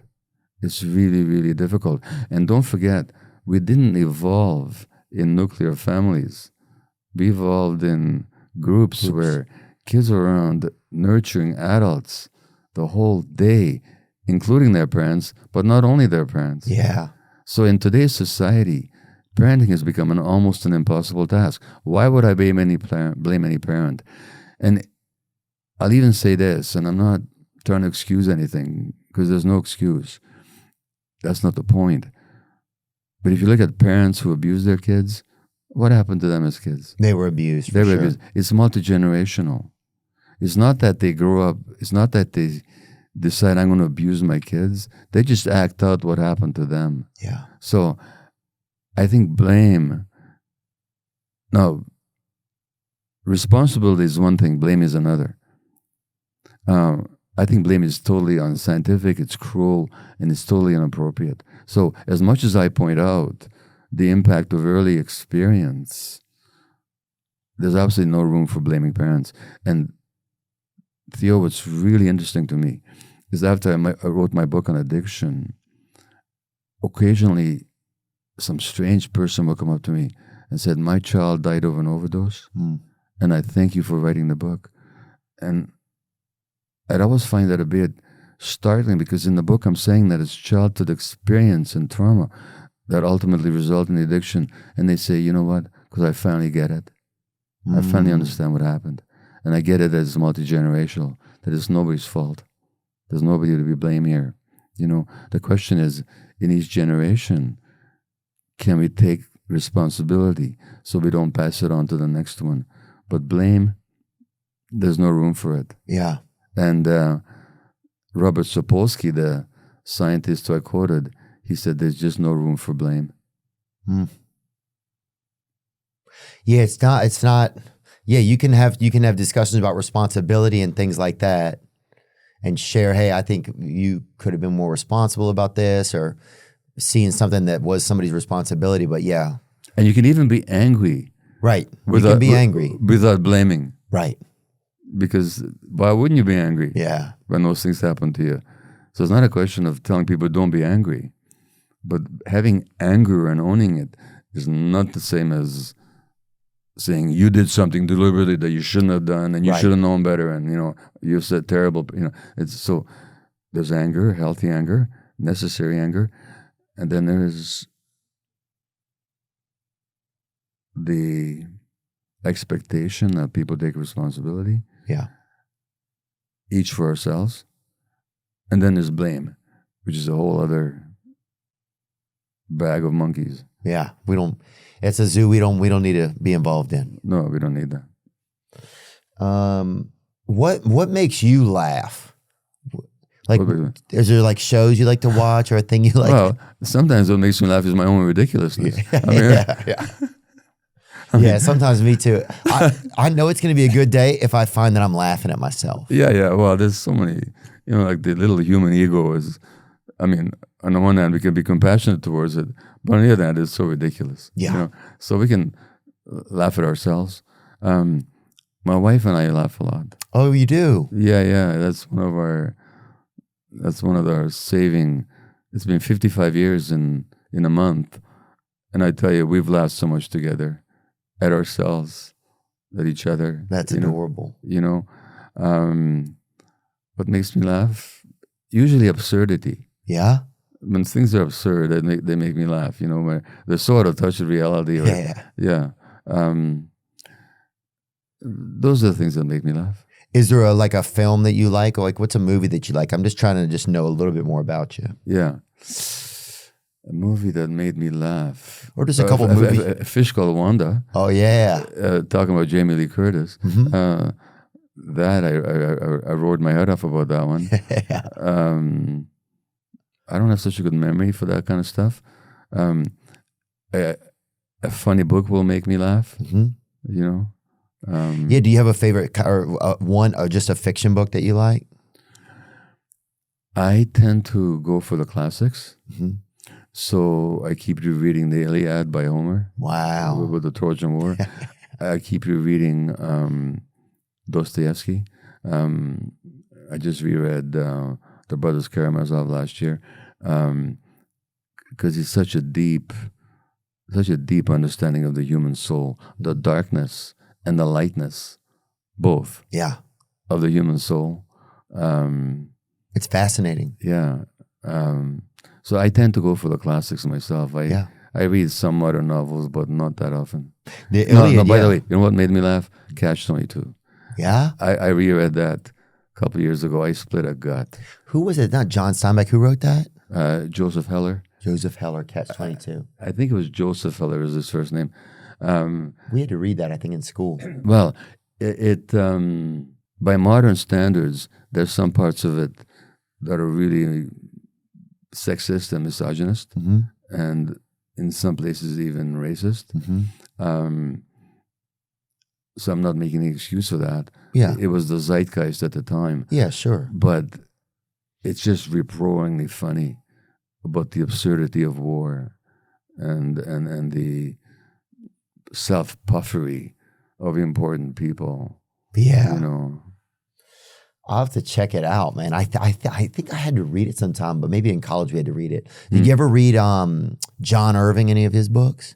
Like The World According to Garp, remember that book? I started reading that decades ago. I never finished it. Yeah, that happens. Some of his books, his latest book I don't even know what it is. It's very long. Yeah. I mean, you need to bring a tent with you, Recently, there was a book that's got a lot of attention, Demon Copperhead, by Barbara Kingsolver, and she wrote the Poisonwood Bible. That's her most famous book. But Demon Copperhead is a kind of a modern take on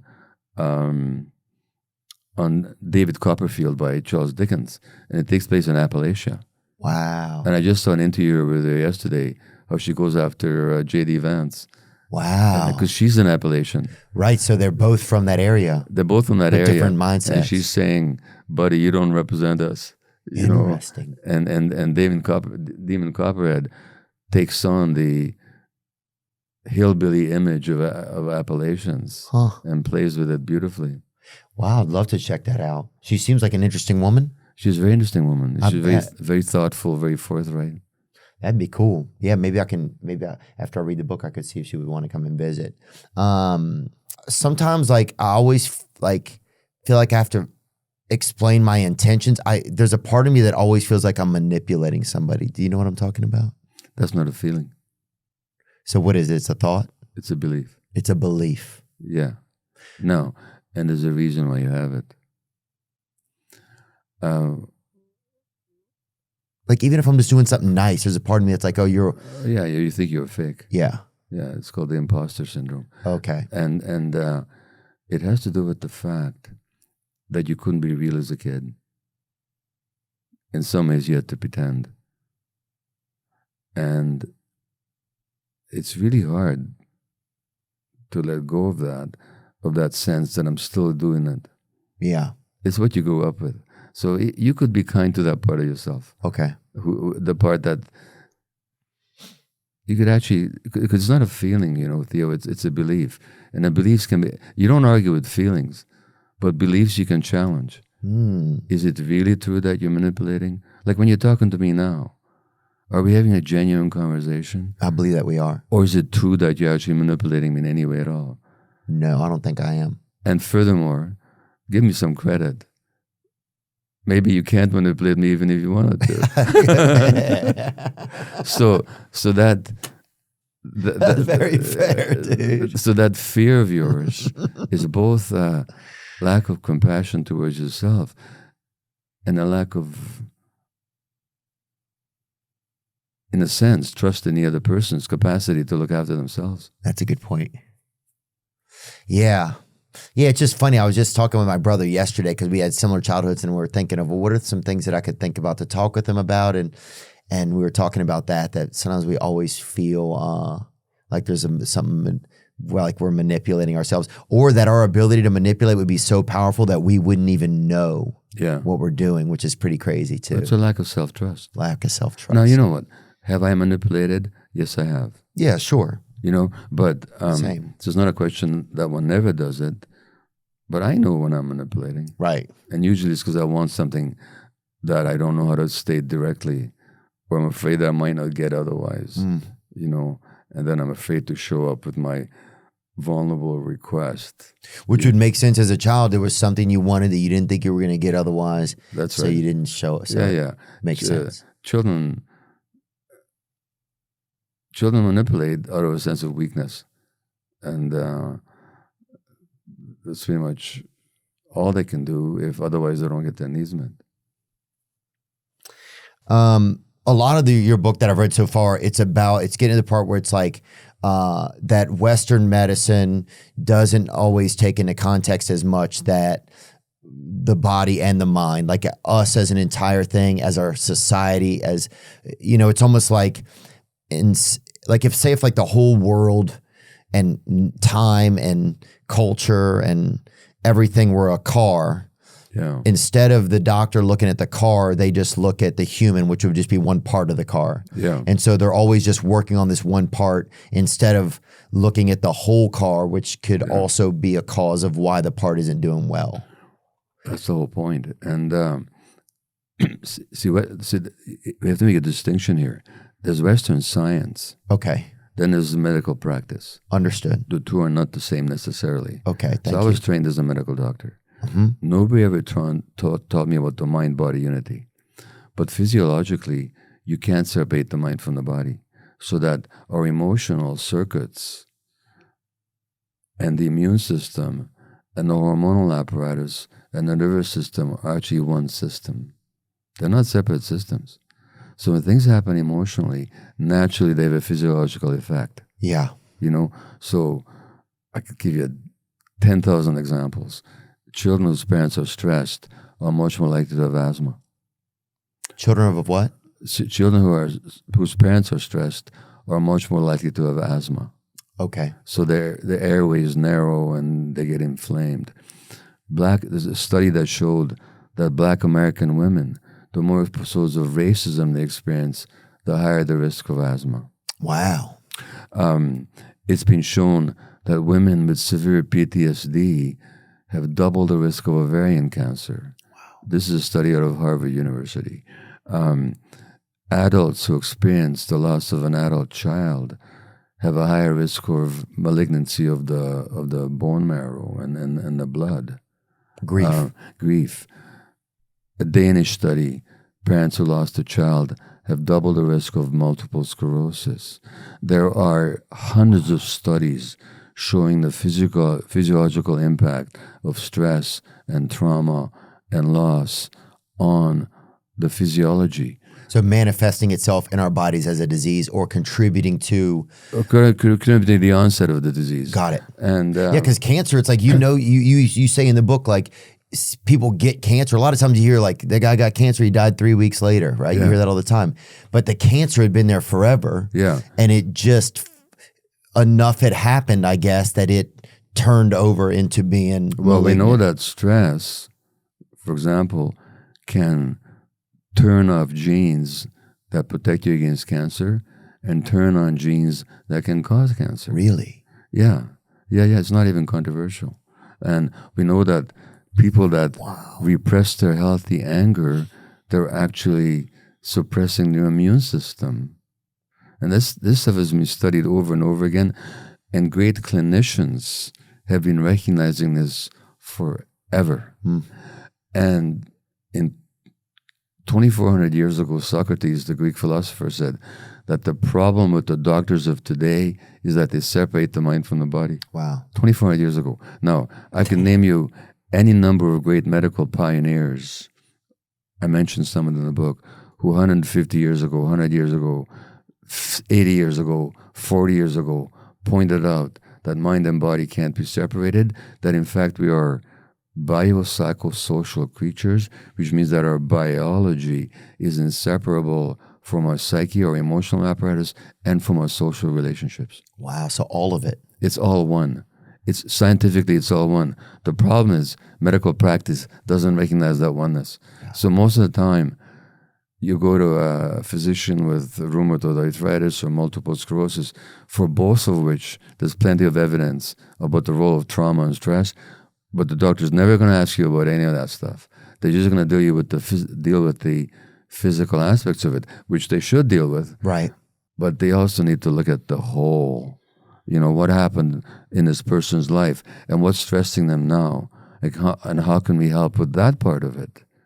So medical practice, as a doctor, I don't have to be told how miraculously effective the achievements of modern medicine can be.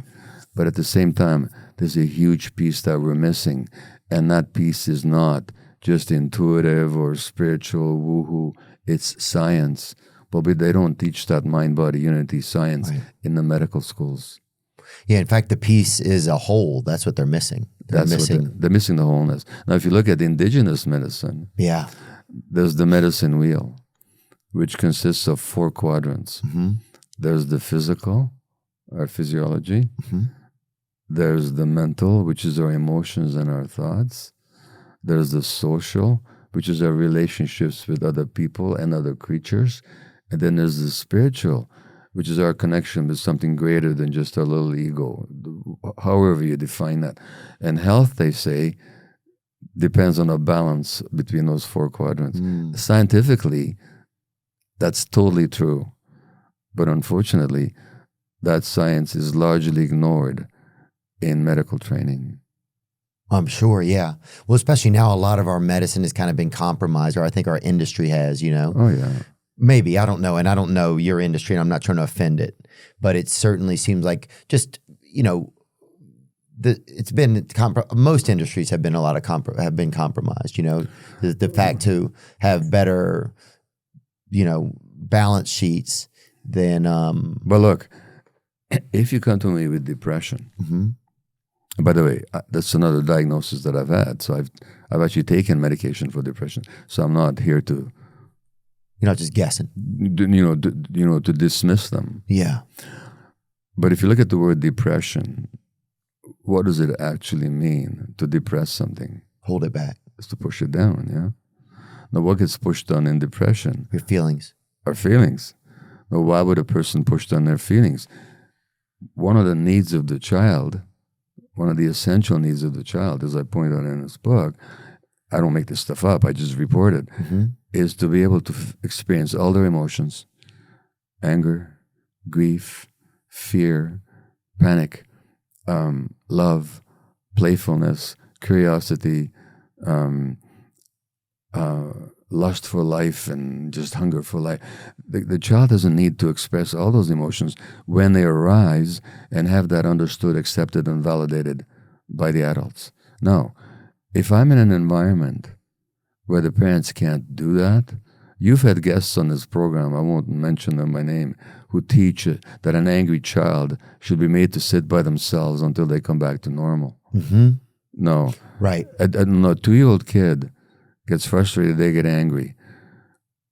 If you give that kid the message that if you're angry, you can't be with me, the child is in an impossible dilemma. Am I going to separate myself from the person on whom my life depends, or will I push down my anger? Well, give that message to the kid often enough, what are they going to do? Depress their feelings. 30 years later, they're diagnosed with this disease called depression. Now, if you come to me with depression, I might decide that temporarily it might be a good idea for you to be on antidepressants. And I've taken them. They help me for a while, but it's not enough. Let's also look at what made you push down your feelings, what happened to you. Now, prescribing the antidepressant takes me 3 minutes. Right. Talking with you about what actually happened to you that made you push down your feelings, that takes a long time. Right. And doctors are not even trained to raise that question. So even if as a physician, I don't have the expertise to deal with that question, at least I could refer you to somebody who does. Yeah. But no, most of the time, it's just the industrial model. You come in, I got 5 minutes with you, here's the prescription, goodbye. Well, that doesn't deal with the underlying problem. It deals with the symptom, which may sometimes be helpful, sometimes it isn't. But whether it's helpful or not, it does not deal with the underlying dynamic. Yeah. Oh, yeah. It's just where our society is, too. We've gone so far down this road. And it's just like, how do we... Yeah, back in the day, it's like, it seemed like if you were like, maybe this is crazy, but if you were like just a small group around a campfire, you could see if somebody was hurting. Everything was right there. You couldn't hide anything. Not only that, you know what you would do? You'd do ceremonies, healing rituals. Yeah. You would drum, you would dance, you would chant, you would shake a stick. It'd be communal. Yeah. A friend of mine who I quote in the book, he's a part Lakota physician and psychiatrist. His name is Louis Mel Madrona. And he said in the Lakota tradition, when somebody gets sick, the community says, thank you. Your illness represents some imbalance in our community. Wow. You're like the canary in the mine. So your healing is our healing. So let's do this together. Now that makes so much sense. Yeah. Both scientifically and emotionally. We don't do that. We sort of isolate the individual, and then we separate the mind from the body. So we say it's just a brain problem. No, it isn't. It's a life problem. Yeah. And that life is lived in an environment, in a multi-generational family, in a certain culture. Let's look at the whole thing. That's all. Do you think we can start to head more in that direction, or how do you think this changes? Because we are pretty far down the well here. I think because sometimes you even said roar. Like sometimes I feel like our whole planet just wants to fucking roar. It's like I feel like everybody just wants to go in the yard and just scream at the sky. It's like, I don't know. It feels like there's just something trapped in us that is. Does that make any sense, man? Oh yeah, and it's had some cultural expression as well. What was that movie where somebody yells, I'm fed up and I can't take it anymore," and he starts yelling, Falling Down, Michael Douglas. Is that it was? I don't know which movie it was, but it was somebody just starts yelling, "I'm fed up and I can't take it anymore," and everybody starts yelling, "I'm fed up, I can't take it anymore." You know, I think there's a deep sense of frustration in this culture. And I'm mad as hell and I'm not going to be able to take this anymore. Yeah, it's Network. Howard. Oh yeah, Network. Yeah, That's a great movie. If you've never seen it, it's a great movie. I'm a mad as hell. No, that was decades ago. I think the level of frustration in our society has increased. Why are people frustrated? Because their needs aren't being met. Yeah. And that scream. Look, I travel all over the world. I just came back from a 3-week, 6-country tour of Europe. Wow. I talked to 12,000 people. That sense of frustration, that sense of longing that we talked about, it's so universal these days. It is. Yeah. Yeah, is it? Because that's what it feels like. This, or other people feeling this? That's what I wonder a lot. Or other people feeling this same way? Well, some people are not, because they escape, and this society is absolutely brilliant at creating escapes through mass media, mass sports, consumption, and so on. But I'll say something here, and this is particularly true of comedians. I have found some people are just born more sensitive. That's a great point too, and I have to take that into account. We all do. And more sensitive means, sensitive is from the Latin word sensere, to feel. Now, some people are genetically born more sensitive. They feel more. That means when things go wrong, they feel it more than the others. So the same thing can happen externally to two different people, but if one of them is more sensitive, they're going to feel it all the more. So it's especially this highly sensitive people who are feeling that scream that you talk about. Yeah, that's a great point. That it, that's what it's just like. I just feel like we've just gone so far off the path of. But if I can say something, your sense that we've gone off the path, what in you knows that?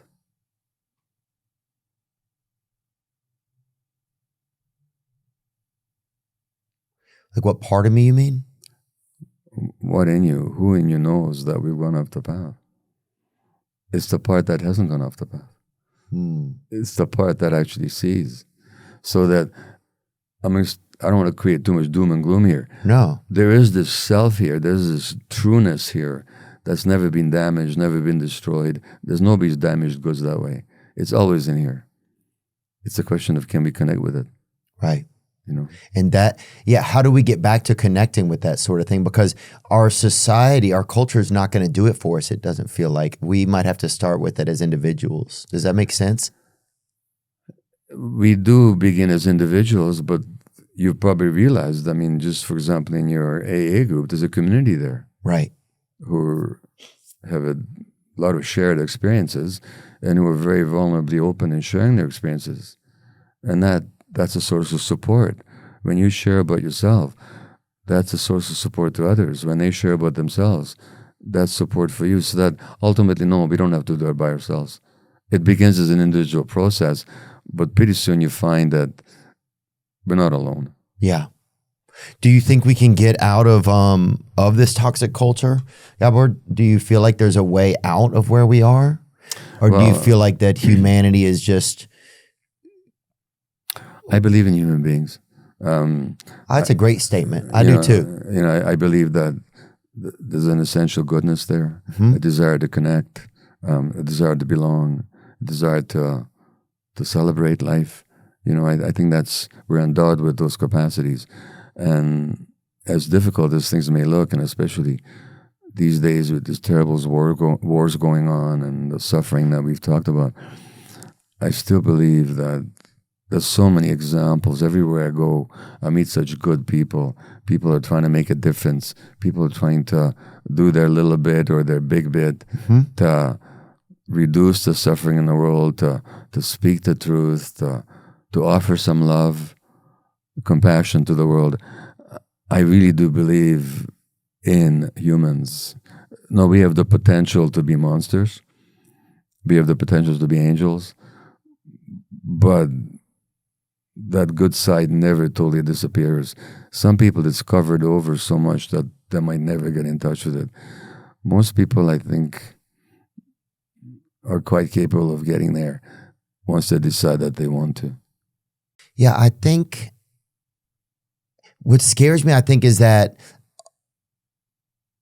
in order to be a human being, we have to have the present moment, right? We have to be able to still have like the ability to reflect and recognize and think. And our society or our culture has created a lot where we're so many distractions, so that if we never even take the time, if we can be distracted enough from being able to really think or feel, really probably starting with feeling, then we'll be trapped forever in a way.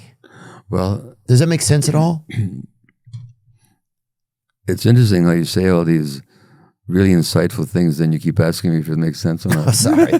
Don't apologize. I can't think and talk sometimes at the same time. I can't feel and speak at the same. It's just no. But I'm just telling you that. I'm not criticizing. I'm just noticing something. Yeah. Okay? I don't feel like you are. I appreciate it. Thanks. Yeah. So here's the thing: we're born as feeling creatures. Right. We feel before we think. Yes. The feeling apparatus is present in us before we were even born. The thinking apparatus doesn't start developing till much later on. That's true. So that if there's a scaffolding of healthy feelings, then our thinking will be aligned with reality. But it's the feelings that we're feelings. We're feeling creatures before we're thinking creatures. Got it. So what you said makes absolute sense even from the evolutionary and physiological point of view. Like animals feel, but they don't necessarily think. In fact, they don't think.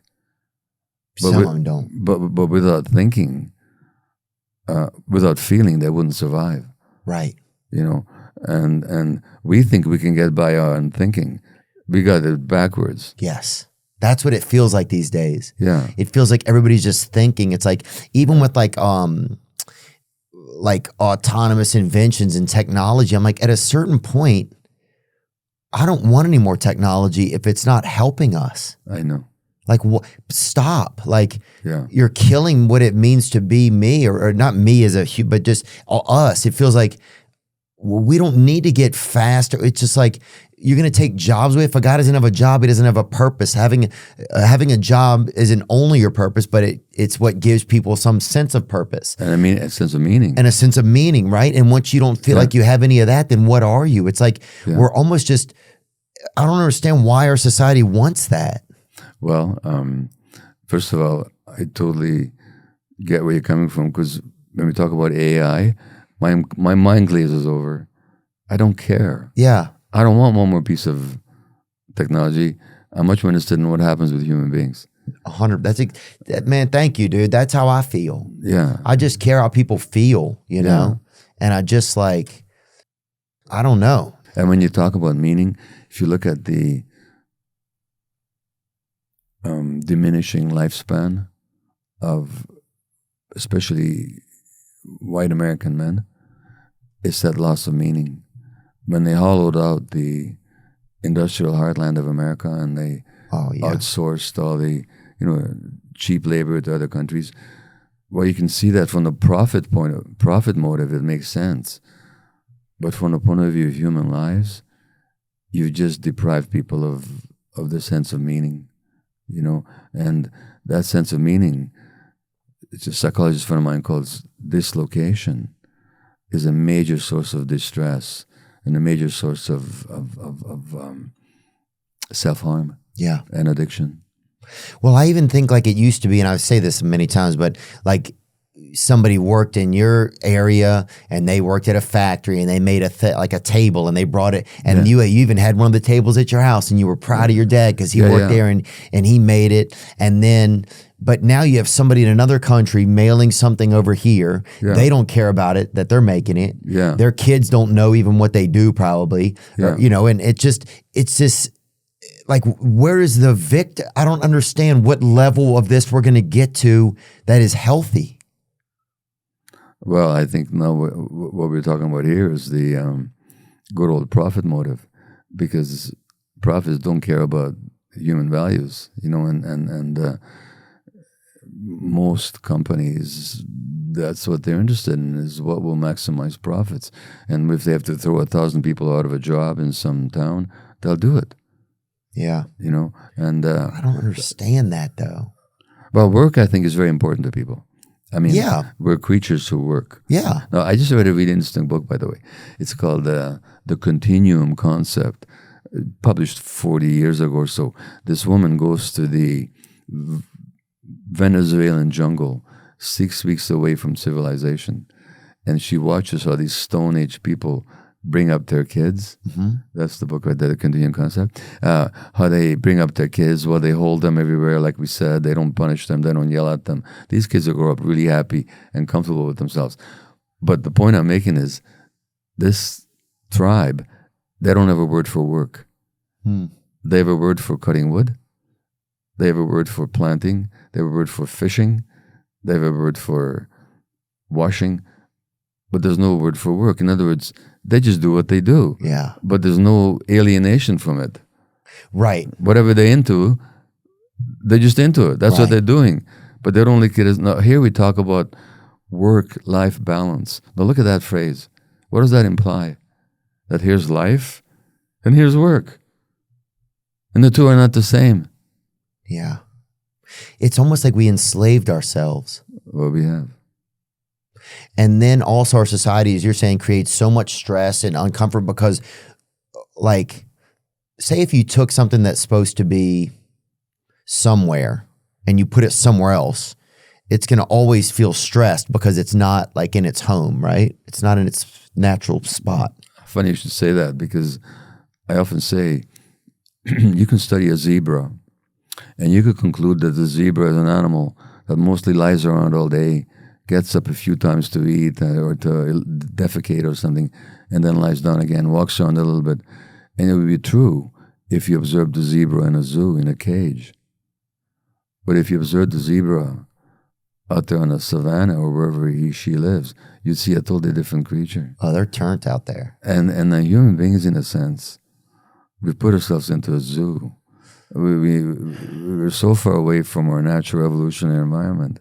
It's not a question, again, of going back to Stone Age, but it's a question of recognizing what we've lost. Yeah. In a certain sense, we've put ourselves into a zoo, and we're studying ourselves totally out of our elements, and then we're wondering, how come things are going so badly? Yeah, it's crazy. It's almost, and I hate to even laugh at it, but you're saying it's absurd. It's absurd. Yeah. We're literally living in a theater of the absurd. Yeah. In your book, you also talk about like the history of humanity, that what we call civilization is less than 5% of our existence as a species, right? Yeah. That for the entire span of the human genus, that it represents less than 1% of that time. Yeah. Like our civilization, right? Yeah. We're such a small piece of how long humans have been alive. Yeah. And we have learned that such groups a long time ago held values emphasizing hospitality, sharing, generosity, and reciprocal exchange for the purpose not of personal enrichment, but of connection. These values were intelligent, time-tested guidelines for mutual survival. Yes, there was violence and bad behavior and all the rest. We have never been perfect. But we knew something about setting the collective context for our humanness to flourish fruitfully. Yeah. That it was a group effort. It was a group thing, and people never saw themselves as separate from the environment or from animals. Right. Or from other human beings. Yeah. And in British Columbia, excuse me, where I live,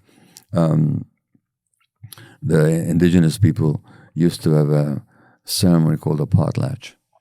And the potlatches, they would invite all these people, neighbors and other tribes and so on, and they'd give things to each other. Mm.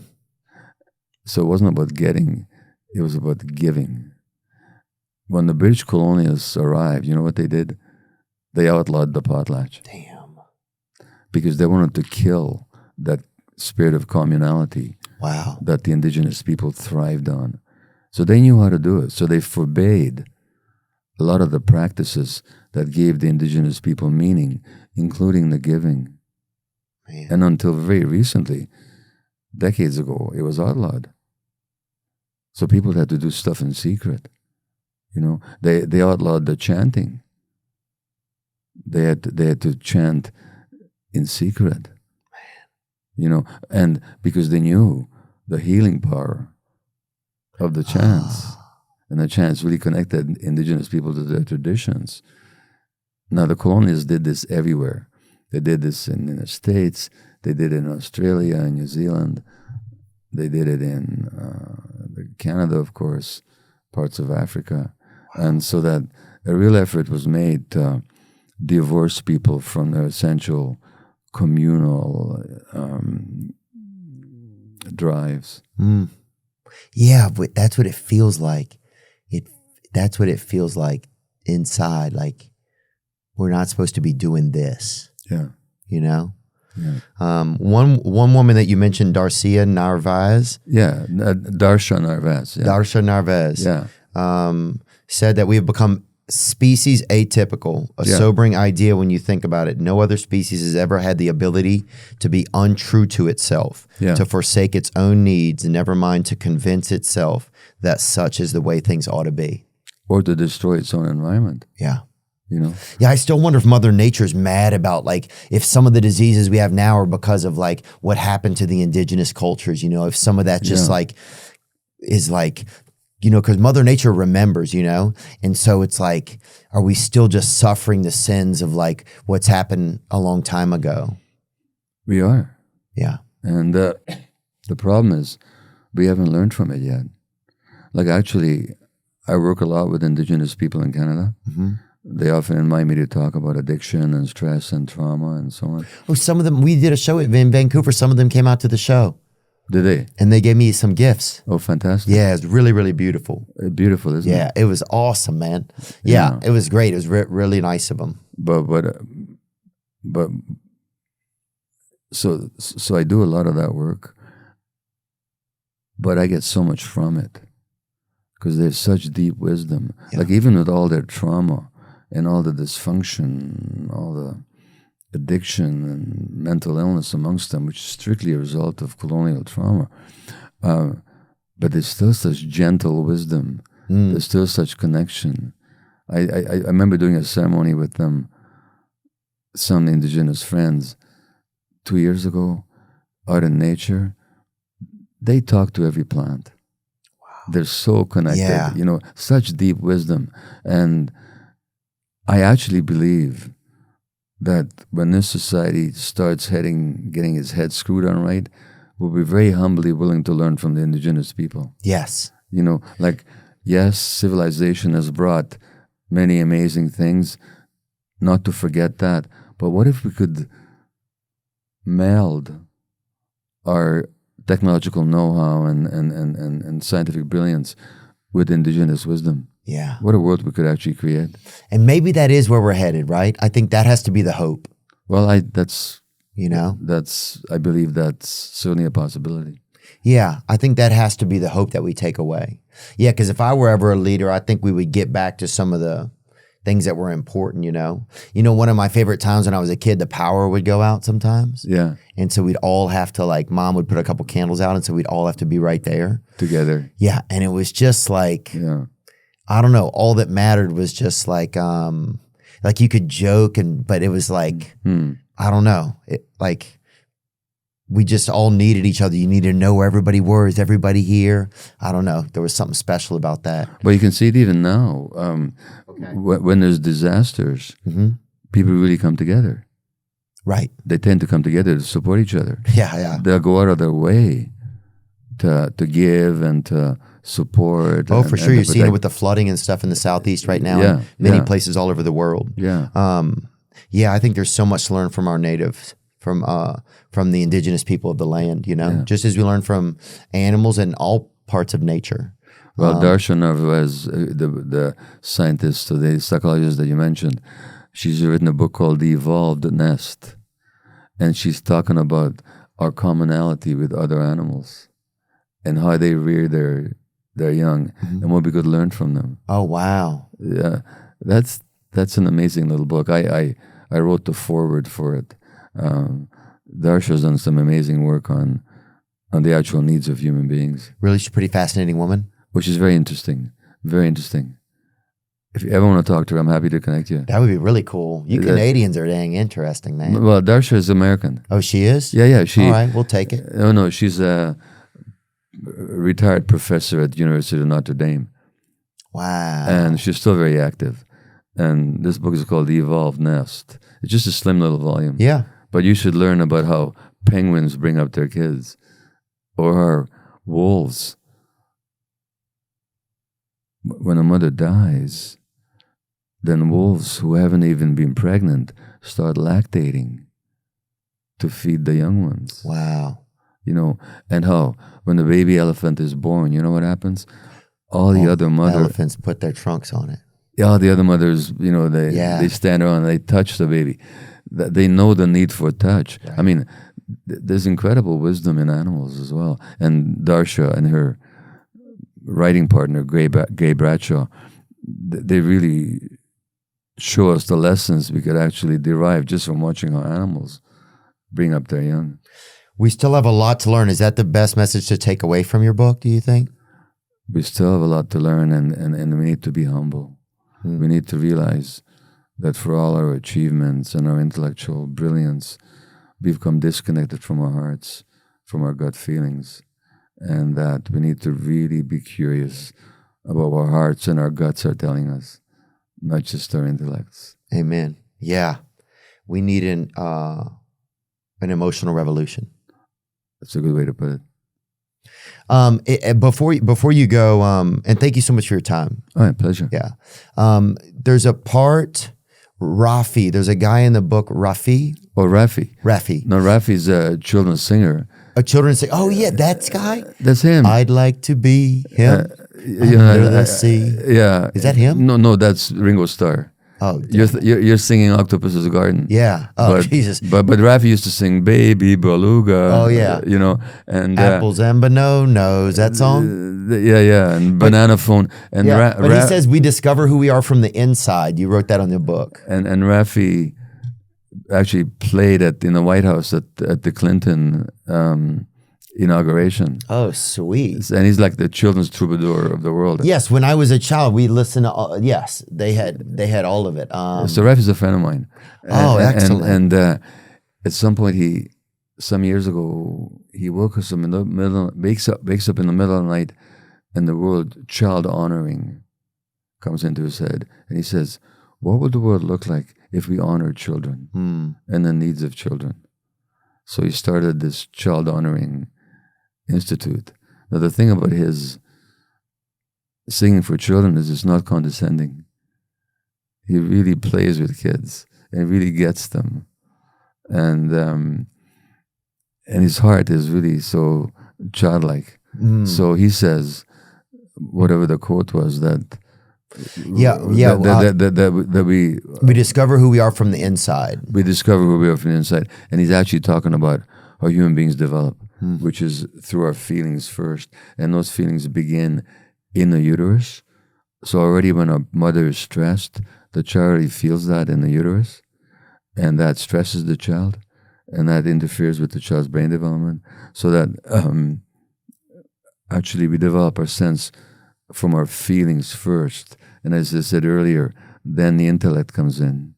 Right. But if the emotional circuits are out of balance because of early stress, then it's hard for us to even think straight. Right. And our society we have is women. So many mothers have to work. It's like we're a little misconstrued. Well, the United States, 25% of women have to go back to work within 2 weeks of giving birth. And what nature would prefer scientifically and physiologically is for the baby with the mother for at least 9 months. Yeah. But actually for years. Now, or if not the mother, But at least up with the mother for at least 9 months. But ideally, well beyond then. But with other nurturing adults. Right. So it's not just caregivers who give you food and...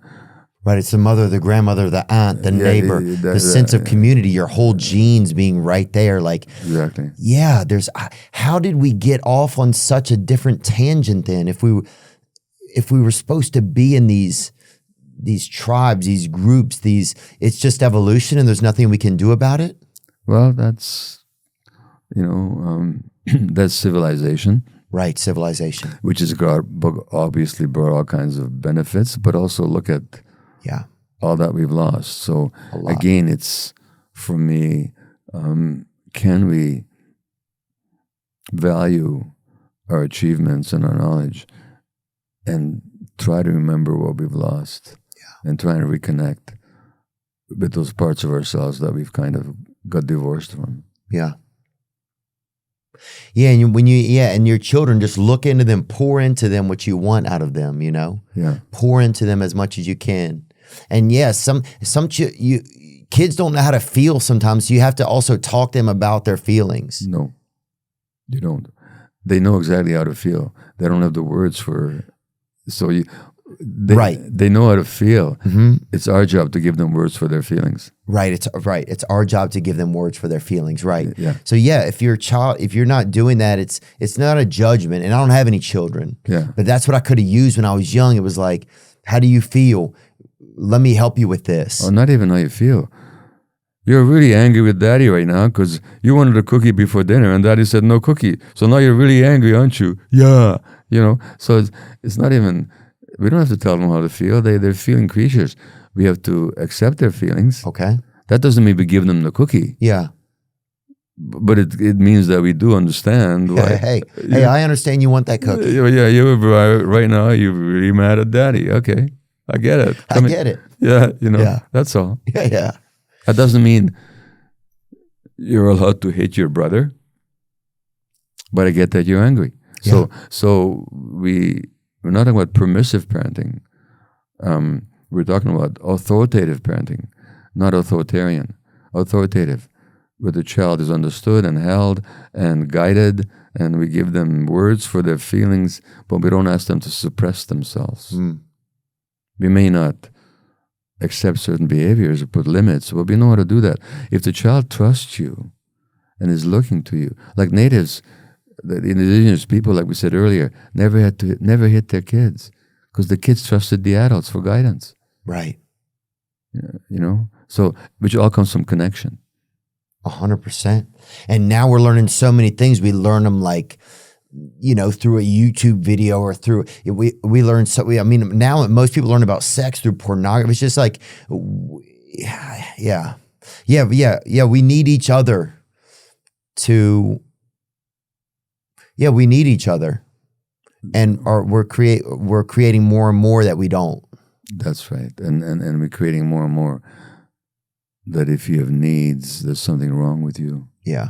If you have emotional needs, you're a weakling, Oh, one day our feelings will be in a museum. You'll go visit them there. Like, hey, remember this? They used to have that. Dr. Maté, thank you just for putting all this together. It's really fascinating. You have so many other therapists and scientists and philosophers and doctors and everything that you've quoted in here to really put together a beautiful piece of work here. Thank you. It's really fascinating, and it's not all like Debbie Downer stuff either. And I don't mean to be, and I don't think we were that much in this conversation. It's just looking at things and saying, hey, well, let's take a look at where we are. Possibly, how did we get here? Well, that's my intention, and my intention is to promote healing, actually. It's not just to spread doom and gloom. And actually, the healing part of the book is the longest part of the book. I'm not there yet. Yeah. But I hope you get there someday. Yeah. I think I will. Yeah. I've been reading at a good clip. I'm enjoying it. Well, I'm glad to hear that. Yeah. Thank you. It was, if I can boast, can I boast? Sure. I would love for you to. It was 19 weeks on the New York Times bestsellers list. Let's go. For a year and a half, it was a Canadian bestseller. It's been published in 41 languages now, internationally, and it's been a bestseller in a whole lot of countries. So I think there's value in this book. Well, I think also that it's good to know that enough people are starting to are recognizing some of this same thought, you know? Yeah, because that in absolutely. itself, those Yeah. numbers itself, and that prolificness is a source of hope, I think. I think what's happening actually is that as society in some ways goes more into crisis, also more and more people are waking up Yeah, and they're starting to ask questions. And I see that as a good thing. yeah. I do too. Thank you for letting me ask you questions today. Thank you for, just for your time. So many of my friends love you and look up to you. I had my own therapist was like, he's asking, I'm like, well, you're my therapist, but he was excited that I was getting to sit down with you. So, great. Thank you so much for your commitment to curiosity. And thanks for your time. Now I'm just floating on the breeze, and I feel I'm falling like these leaves. I must be cornerstone. Oh, but when I reach that ground, I'll share